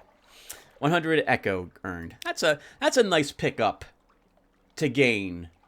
I find it interesting that your officers and passengers do not take up spots on your ship. I feel like they should, but I'm glad they don't. So we just had them, dropped them off here, earned a 300 echoes. Makes up for the cost of that fuel we had purchased on the way here. Now, I've played chess here once, so why not do so again? Chess is popular in the Principles. The port is full of exiles, drunks, and washed-up Z-traders. They all play, often obsessively. Be careful. The chess pieces are carved from Skintalak. Here in the Principles, that can be very dangerous. We have a very straightforward challenge and a 100% chance of success. A disciplined success. Odd thoughts bubble up each time you touch a chess piece. This one longs for home. That one has a secret desire for revenge against the slayer of its rank mate. This will be a queen one day. Those would do better as metal. You taste the metal. You ignore these thoughts, and you move methodically to a victory over your opponent. He blinks. Checkmate? He asks helplessly. Win enough games and something else will occur. We earned a page from this. Wow, I didn't know you could get pages from this. I think I earned only fragments last time. The challenge gets harder and harder as you play the game. So this is the second time I think we could play it. I played it the first time last time, and I thought actually it would be in this state when I returned, but it apparently is not. I'm not going to play it again because I don't like the odds of this. Explore the coral knoll around Port Cecil. Gather intelligence. Yep, we'll get a port report. What happens here? The older inhabitants of Port Cecil carry coral incrustations like a disease, splotched with silvery light. They like to go up into the limestone heights behind the harbor, to lay their heads against the pillars and towers, stare at the roof of the Neath, dream, open-eyed. Sometimes they speak of things far away, the Khanite's work, the smuggler wars, the Fathom King's secrets. Perhaps it's not all invented. Got a port report. We could try to gather Skintalak, but it is indeed a very chancy challenge. I think I will skip doing that. What's around us? Where are we going next? I had wanted to go home. Oh, Iron Republic is way too far away for me to get there with the fuel I've got. I'll do the cannon next time I head out, assuming I play this game again. So, because how far away things are, we might as well do this explore. Let's see what we can gain, if anything. Explore the coral knoll around Port Cecil. Sea laps dark around silvery coral. Humps and columns rise from the coral. A bewildering maze. Go carefully. We'll get a random event of some time. So, when you use your something awaits you, in some places, you get specific events that are themed to that place. Other times, you get it pulls from like a random event pool that you can discover in some places which offer something awaits you. I've gotten the same event, for example, at Mount Palmerston as I did down in Mutton Island, as I did in another place, for example. So, okay, and I've done this one before. Some disturbance in the undersea has brought sunken-up ruins out of the water, but these stones were lost beneath more than the sea. They are half encased in smooth, translucent orange substance like amber. Even as you watch the ruins groan and shiver, the convulsions that brought them up will soon take them below again. We could chip some of the amber away to sell, which I did not do. And I did do the examine the ruins. This will earn us some, I think, like 25 fragments. Or I did, the one time I did it. And I gained 1 fear for it. So let's try this one. Chip some of the amber away to sell. It's very like the deep amber sold in London. The stuff the squid-faced rubbery men exude. This may be a good haul. You and your crew swarm over the rubbery amber with hammers and chisels, smashing off chunks and chunks. It powders easily, emitting an unexpected lemony fragrance. And the rising sea washes quantities of it away, but you fill your pockets and sacks with it. At last a rumble rises from below. The amber shudders, and you all scramble clear as it sinks back into the deep. The waters close over it with a tremendous roar and a show of foam. Oh, you get straight echo for this. 221 echo, in fact. That's very nice. That covers most of the cost of everything else I've done, I think, out here so far.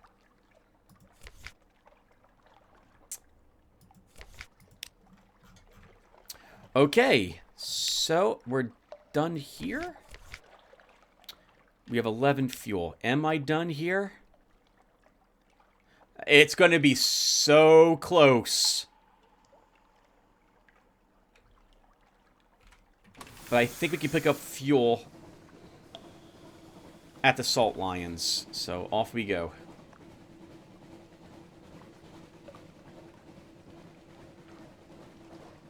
We know we can get some terror down at the Salt Lions also. If we use something awaits us there.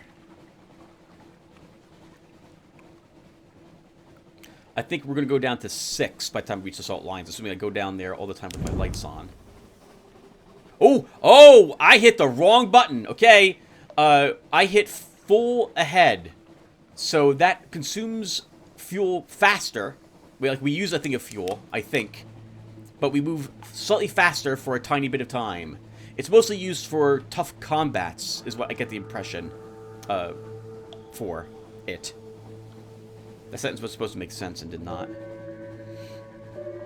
Yeah, wrong button.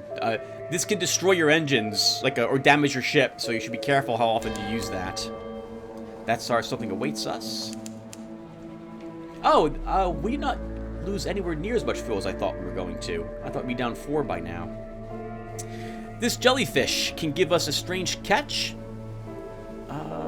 Maybe some supplies? I'd rather not swing out there to fight it, though.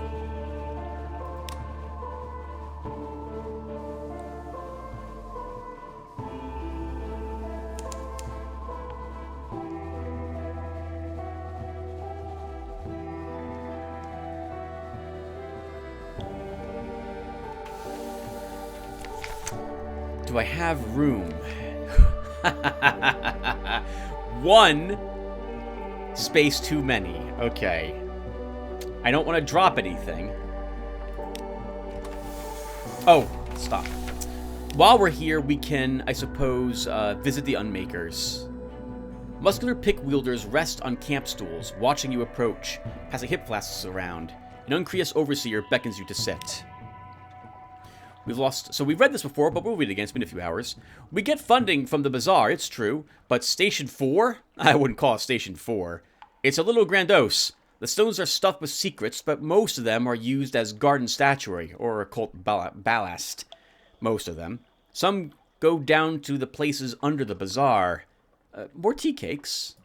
No, we're good. We still need to burn another unit of fuel. Is that jellyfish still out here? It is. We'll kill it. It's gonna go too well for us, though. It's gonna smack into us at least once. Hello, jelly fleer. In the face! Gotcha.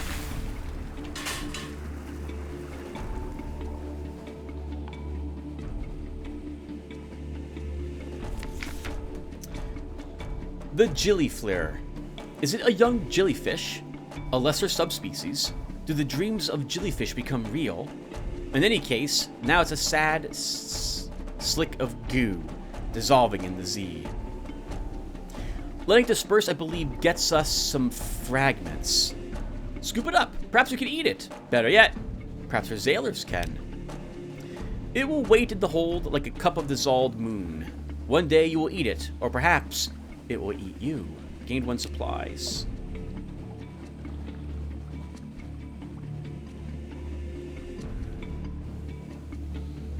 It's going to be kind of close with going down to 6. And we didn't get something that waits us when we're out there. I was hoping we would. All right, what's our hold look like? Just enough space, so we can do this. Carry Sphinx Stone to London. I have never done this, viewer, so this will be my first time. The Unmakers are here to reduce the salt lines to rubble, 1 block at a time. Help them in their work by carrying the rubble back to London. You will need a deposit and 20 units of spare cargo. If the stones weep, an Unmaker advises you, ignore them. Unless they flood your hold, of course. Then you should probably drop them overboard. Don't tell anyone I said that.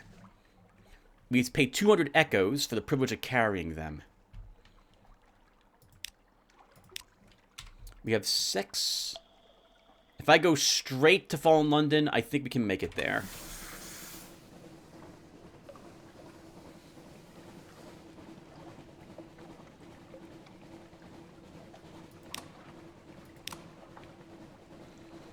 We gotta keep this on. Terror's such a concern.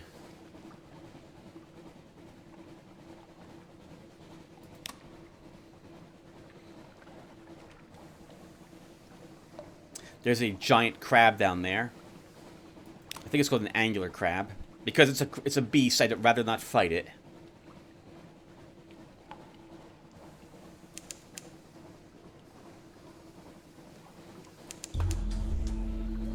This is Pigmote Isle. We will just avoid it. Oh, no. That's going to be in my way when I come back. Let's see if we can just go north of it then.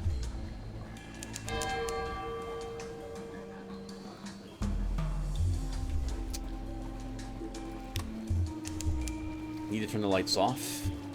So I don't want to be spied by this thing.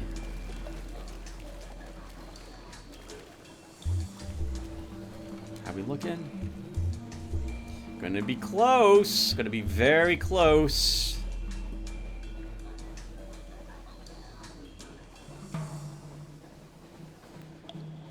Down to 4 fuel. I almost always approach these boats when the light is not... well, I'm not going to benefit from the light at all.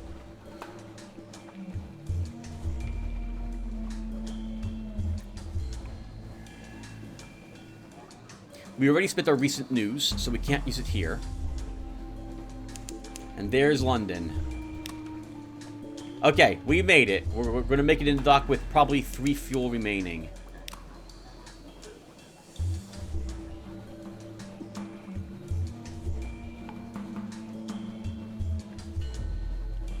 Alright, our expedition was successful.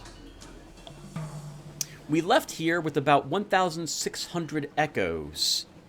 So let's see how much profit we made after we turn in our port reports and do various things here back at home. And then we'll wrap up the video, everyone. Returning to London. The lights of London welcome you home. This storylet only appears when you've been at sea for a little while. I think you have to have something awaits you in port for this to show up. Collect messages from the harbor master. All the clatter and song of the dockside, it soothes the soul. Are there messages for you? We do not have more than 50 terror. Let's see. Collect messages from the harbor master. Oh, we read that already. What's this? Let's see. Something has changed underneath. Someone wants to sign on. The alarming scholar has invited us to call on him, at the university. That's all for now. You have one of this, another day, a free evening. And the rose market hasn't changed because it's higher than 0. Okay. What is this? A visit to the bazaar. She's down the gangplank as soon as she's docked. I need to talk. Oh, Maybe's daughter. I need to talk to Penstock, she says. The land agent. The one at the bazaar. She hesitates. She bites her lip. Will you come with me?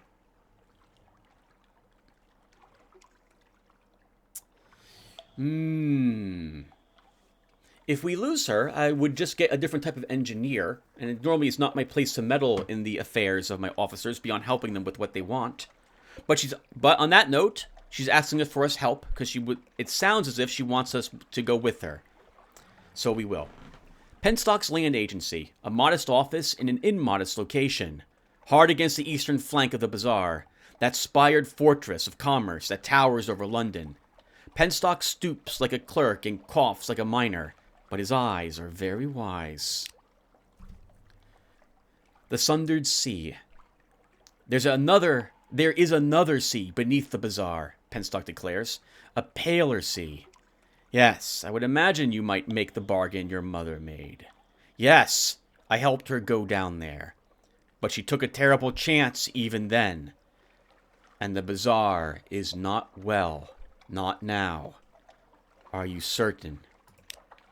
The daughter follows Penstock back into the shop, to a redly lit grotto hollowed from the bazaar's carapace. A heavily chained cage lift awaits you there. It must descend into the most secret spaces of the bazaar. Penstock's wicket, she says. He has an understanding with the bazaar. He let my mother pass through long ago to make her bargain. Now I will follow. Is this really such a terribly good idea? We can discourage her from passing through the wicket. Let her go down. She wants to go down. If we lose her, we lose her. We'll look for another engineer. Let her go down under the bazaar. I want to match my mother, she says reasonably. I want to learn the great signs. The courier, the bazaar, is the only one who will teach me. I have to go. There is a possibility that she may never return.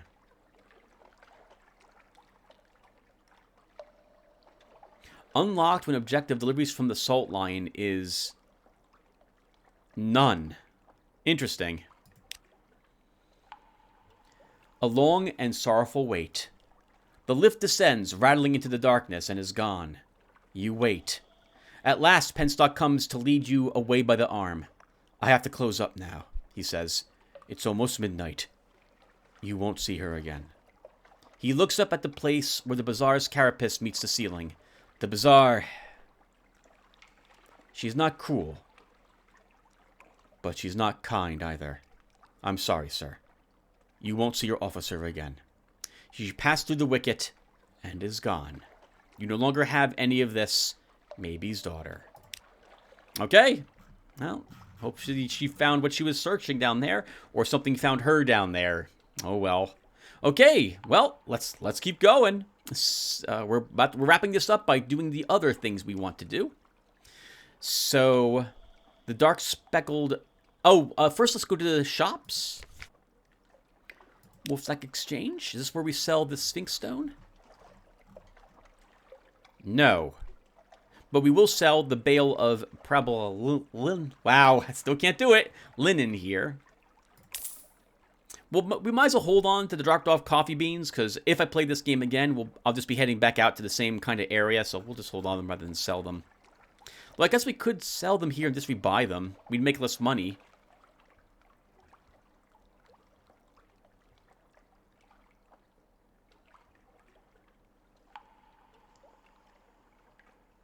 Where do I turn in the Sphinx Stone?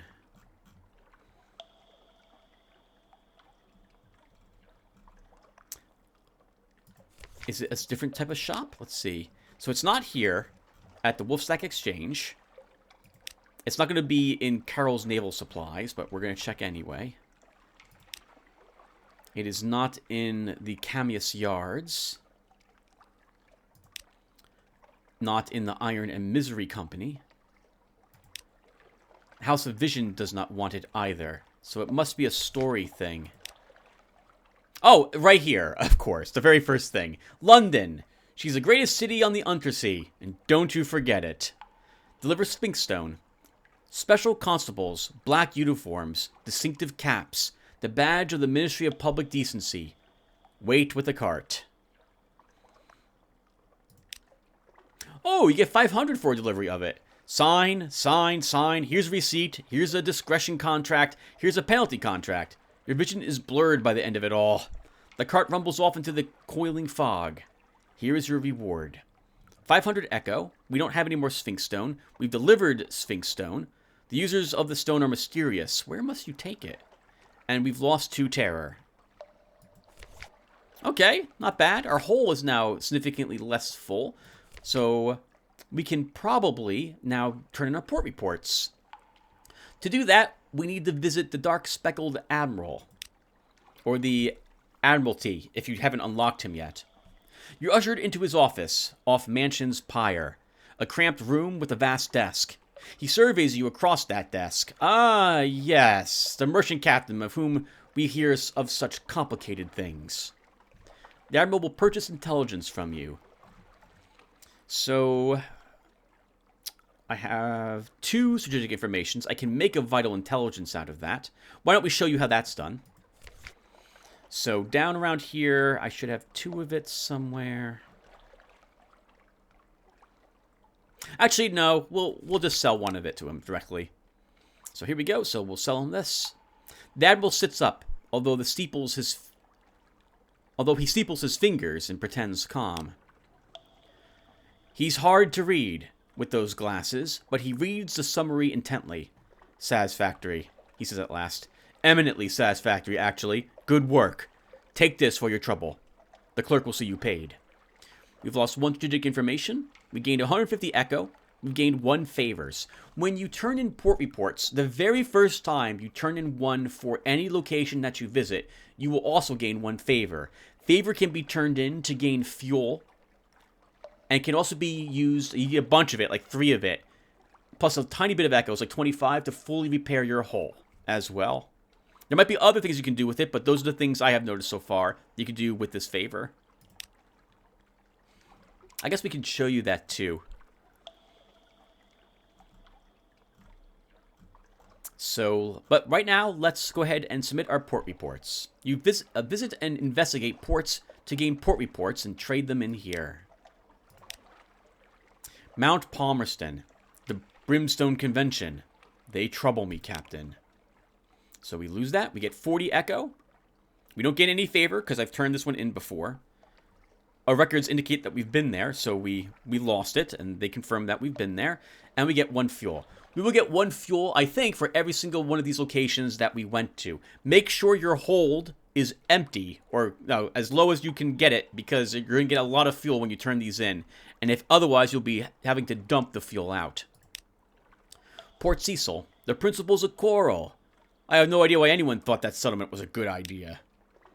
We get paid for that. 30 Echo and 1 fuel. The Echo you get from these places is always fixed, as far as I'm aware. You don't get random amounts of Echo for a place, with 1 exception. Shepherd Isles, which we'll show when we get down to it. Venderbite. What have the nearly dead been up to, then? 10 Echo, 1 fuel. Wither. I refuse to ask any questions. I don't want to give them the satisfaction. 20 Echo and 1 fuel. For Shepherd Isles, you can try to say that what they told you was accurate, in which case I don't know what happens, because I have not made the attempt yet. You probably get more funds for doing so. Or you can just place it in as unsubstantiated hearsay, which is what I'm going to do this time. We do hear some unlikely tales of that place. I agree, it does seem implausible. So many of the stories from that place do. Still, there's a little golden truth from the mud of rumor, from time to time. Your payment, sir. 10 Echo, 1 fuel. Station 3. Excuse me, just let me call a colleague in. I've not done this one yet, so I need to make a note of what I get from this place.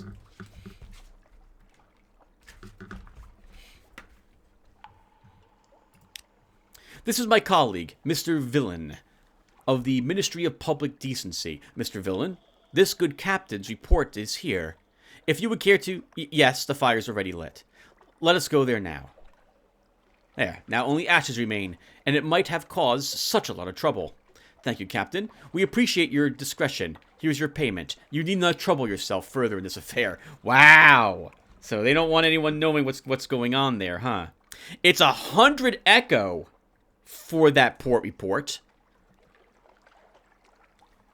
And so the fact that you see me getting one favor there means that we succeeded at that.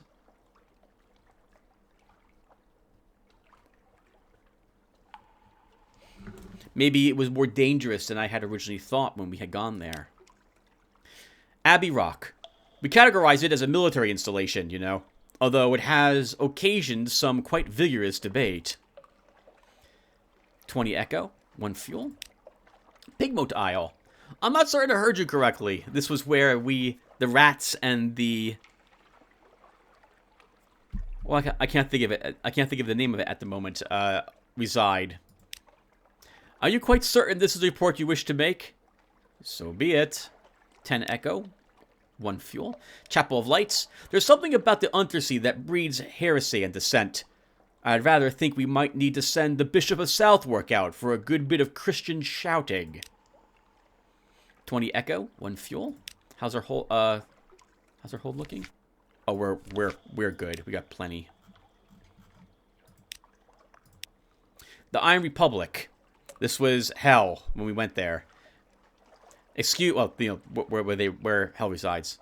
The revolutionaries of it. Excuse me, I need to unlock this. And this. Oh, and this. Could you place your report inside? Yes. I imagine someone will read it. Eventually. There's always someone. Wait, this is blank. Yes, both sides. No, I assure you. No, I know. These things happen in the Republic. Consider this an ex gratia payment to cover your costs. We lose 1 terror when we turn in stuff from the Iron Republic. Gain 10 echo and 1 fuel. The Mangrove College. Oh, yes. The muddy professors. Do tell. 50 echo for that place and 1 fuel. Port Carnelian. You know, I sometimes wonder whether that place was a good idea. I didn't say that. 30 echo, 1 fuel. Estival. I'd always wondered if it might be a myth. 50 echo, 1 fuel. My first time there, so I need to mark down how much I earned for my chart. That was for Estival. The Shellinet. This is a giant turtle. Is it still as revolting as they say? What about the smell? 50 echo, 1 fuel. Codex. Exile for giving answers. That's Wither for you. Anything new?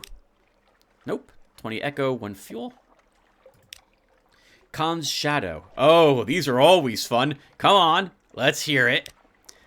Other officials gather round to hear your tales of bloodshed and debauchery, and the jokes about the Khan that the Shadow produces so efficiently and so entertainingly. The one about the Khan and the donkey produces a roar of patriotic laughter and encourages the deputy recorder to unlock the Department of Drinks cabinet. 30 echo, 1 fuel. You lose 5 terror as well for that, so I always try to hit that if I'm going up there past Irem, where I used to. Vashras. I have not turned this one in before. The Mirrored City, eh? Still think we're barbarians, do they? 30 echo. For Varchas. Irem. Oh, God. Oh, God. What tense is it written in? Oh, God. Look, just read it to my colleague here. He'll give you your fee. I'll be over there when you're done.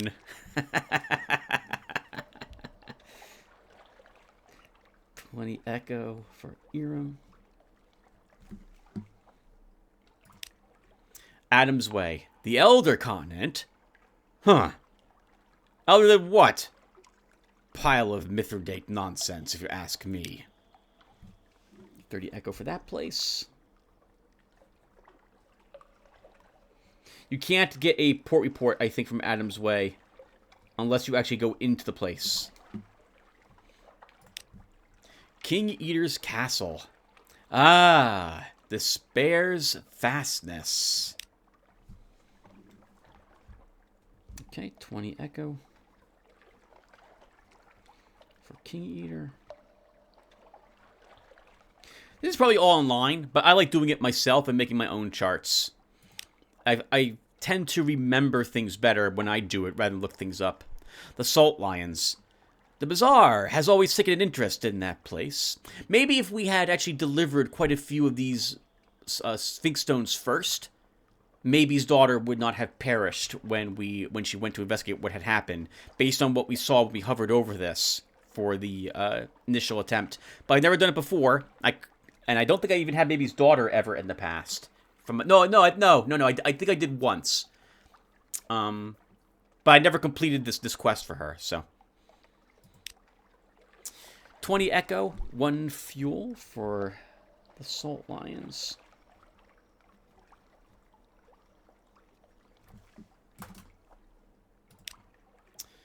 Okay, and that was all for the Admiralty.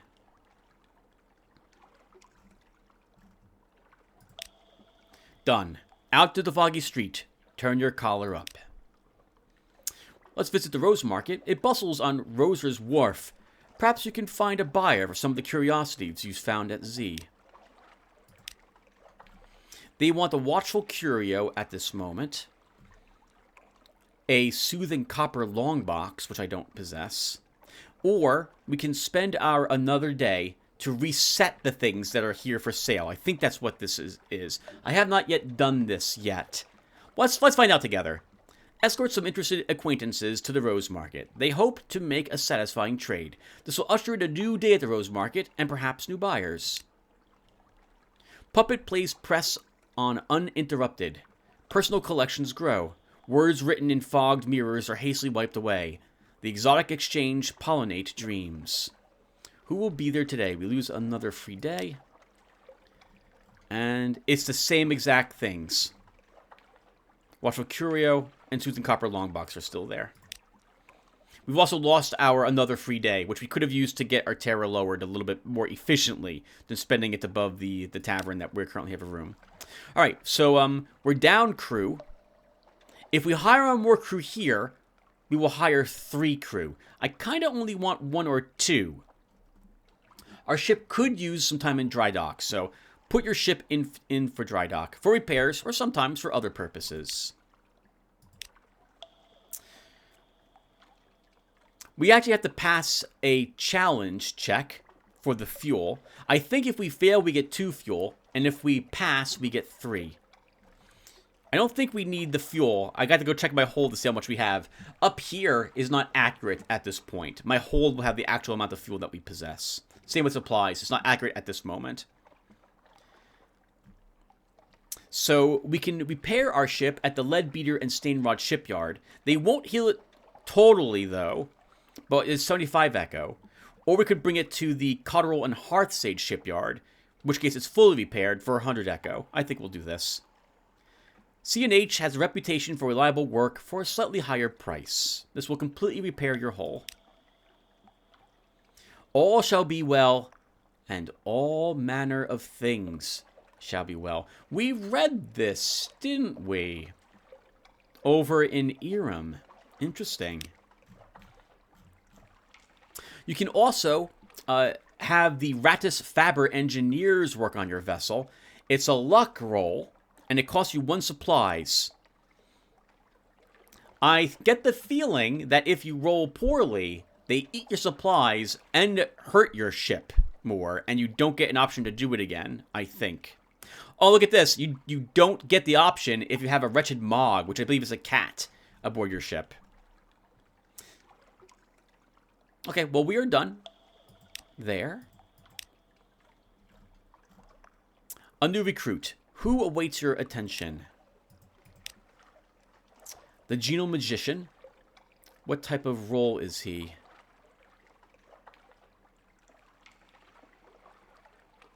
Oh, he's an engineer. Well, then we can get him.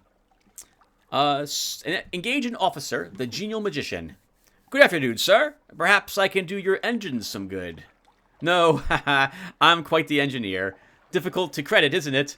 But here are my references. He'll be 50 Echo. Welcome aboard. I'll get to work below. Perhaps I should change out of this jacket first. Appoint your new officer by dragging him from the officers tab to his slot at the top of the screen. Do this in port, not at sea, or you may unsettle your crew.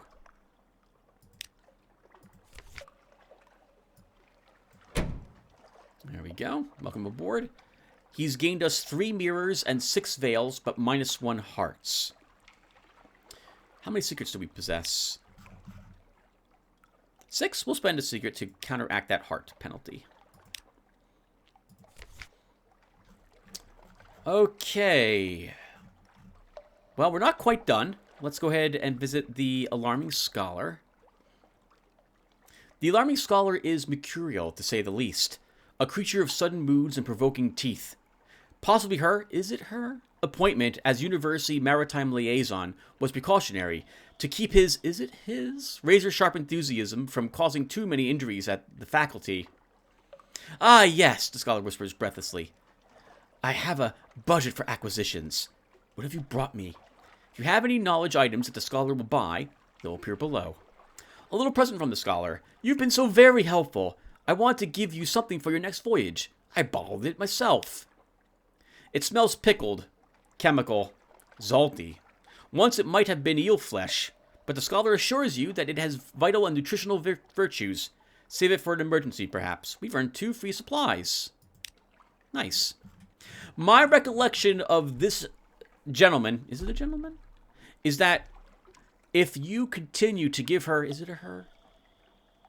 The gifts, you will eventually drive him, her, insane at some point. Because I remember completing this quest effectively at some point. So you got to be careful with most of the places you visit as to how much you decide to do or pursue in these locations. Right now, we're getting 2 free supplies whenever we come back and they want to see us, which should be most of the time with the current favor that we have with her or him. So, but I think we'll at least give one more thing to him. Is it him? While we're here.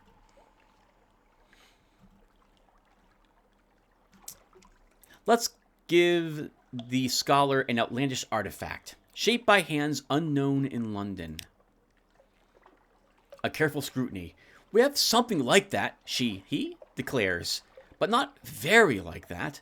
Interesting. I have some ideas about suitable fees. We've gained 100 echo. We've lost 1 outlandish artifact. Our favors are increasing, and we gained 1 fragment.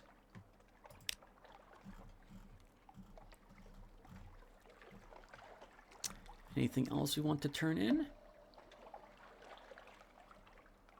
Oh, we can give the scholar intriguing snippet, huh?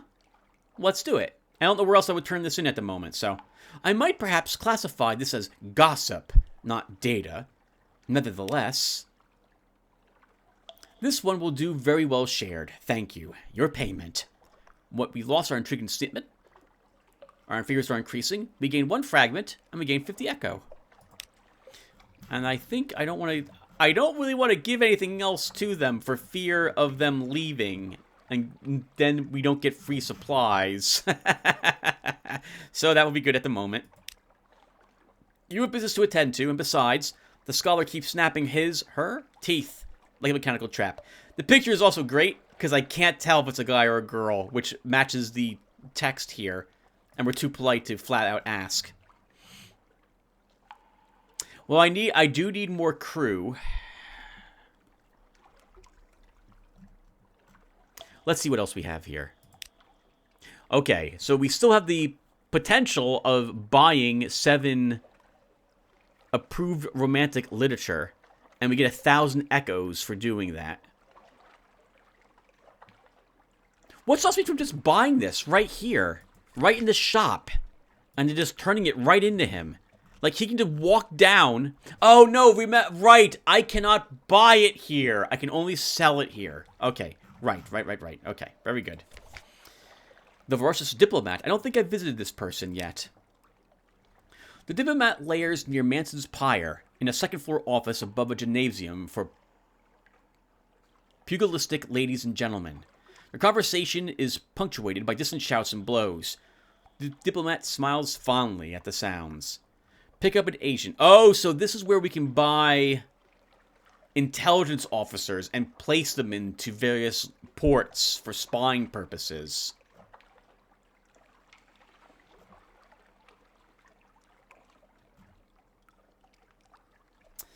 I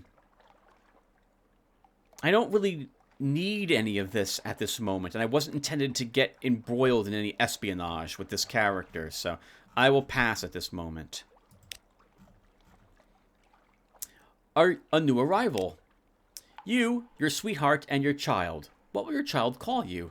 So I already said father, but it doesn't matter. I can't do anything with my child at the moment because I don't have lodgings. Buying a mansion is $1,000, so I haven't wanted to do it until I get more upgrades for the ship first. And with that said, viewer, I think we're done. I guess we can hire on more crew, and we can spend some time in my lodgings. Yeah, we'll do it. Sensible sailors are looking for a safe run. So this is expensive. This will slow our ship down slightly and make me consume more supplies when I'm out there, but we'll still do it. Sensible sailors are looking for a safe run to the tomb colonies, or at least a sane run to the southern archipelago. You'll need to buy drinks, spread around hiring fees, look for daredevils. Your tall tales and find a ready audience. Scarred and seasoned men and women tramp aboard and find places to sling hammocks. We passed. We lose 30 echo. We lose 1 terror. Oh, we gain 2 crew. It must be a random amount of crew that we gain, because I've gained 3. 2's perfect. I left with 2 last time. And then we can go to our lodgings. See your child. Where is a little creature? Oh, and that just brings us here. Okay. We can abandon the child and say, no, we're not going to take care of him. But I think I wouldn't mind having him. Or her. At the moment. Read the morning papers. The Unsburgated Gazette. The magazine formerly known as the London Magazine. The Spiteful Trumpeter. News. The Khanate is threatening war. They always are. London's colonies on the Caroline coast want independence. They always do. The Untersee, the papers report, has undergone another alteration. Not yet, it hasn't. You know. Oh-ho! A promotional coupon from Mrs. Plenty's Provisioners for half a cask of salt herring. You could use that. We've gained 1 recent news. We've gained 1 supplies. We've lost 1 terror. There's another one of these where you don't gain 1 supplies. That's just a heads up. So it seems to be like a 50-50 shot if you get a supply or not. We'll rest in a room above the blind helmsman. If you don't have the echoes to go out roistering, best stay at home. Yeah, we don't have the option to go out roistering. The rats keep you awake of nights with their muttering and skirmishing, but the bed is warm, and the door has a lock. It's 10 echo for -1 terror. The game will tell you this is kind of efficient, but I don't think this is a very efficient way to lose terror. There are much better ways out there to do so. So, by out there, I mean the Untersee. Like, I would not want to spend 100 echo to lose 10 terror here, when I can spend 40 to lose that same amount at Port Cornelian, or something awaits you at various ports to lose the same amount. And that will do, viewer. So thank you guys for watching. So this was an expedition out in the Sunless Sea to show you guys how I play the game and ask if there was some better way for me to make some money. But we did make 1,000 echoes on this trip, which is not an insubstantial amount of profit. That's actually really good. The last time I went out and came back, I think I made 100. I was feeling pretty demoralized that, my goodness, it's going to take so long, and I couldn't remember how to go about doing it again. It's been very enjoyable in particular, though, this particular outing, since I was able to read all of this to you guys. I do so like reading to you viewers. I hope you like listening to me talk. And I think, as well, my attitude toward this is more favorable than it was yesterday. I suppose my appreciating the Sunless Sea has altered, and I've gained 1 rank in it. I suppose I also now have 1 menace, another expedition, huh? So, well, thank you guys very much again. I don't intend to record another one of these. because this really is a one-time thing, and this takes about 3 days or so for me to completely put a big video like this together, and I don't want to have like 100 playlist, 100 video playlist of this on my channel. So this is probably going to be a one and done. If there's any advice though that you guys do have, please share with me. I would very much like to know if I'm doing things incorrectly. Generally, I do what you see me do. I go out, I hit a bunch of ports, I come back, I resupply at very strategic places, try to use my saves to pick up supplies at the cost of crew or what have you here or there. And in 1 or 2 places, I might decide to do story-related things, just to see if I get lucky with some of the results that occur. It's a very dangerous game to play, because if things go south, that's more of a cost to me when I return. Right, but anyway, that's it. Thank you again, guys, for watching, and I will see you in the next game. Take care, everyone. And one more time, any advice, please give it, because I could certainly use some help in this. Take care again, everyone.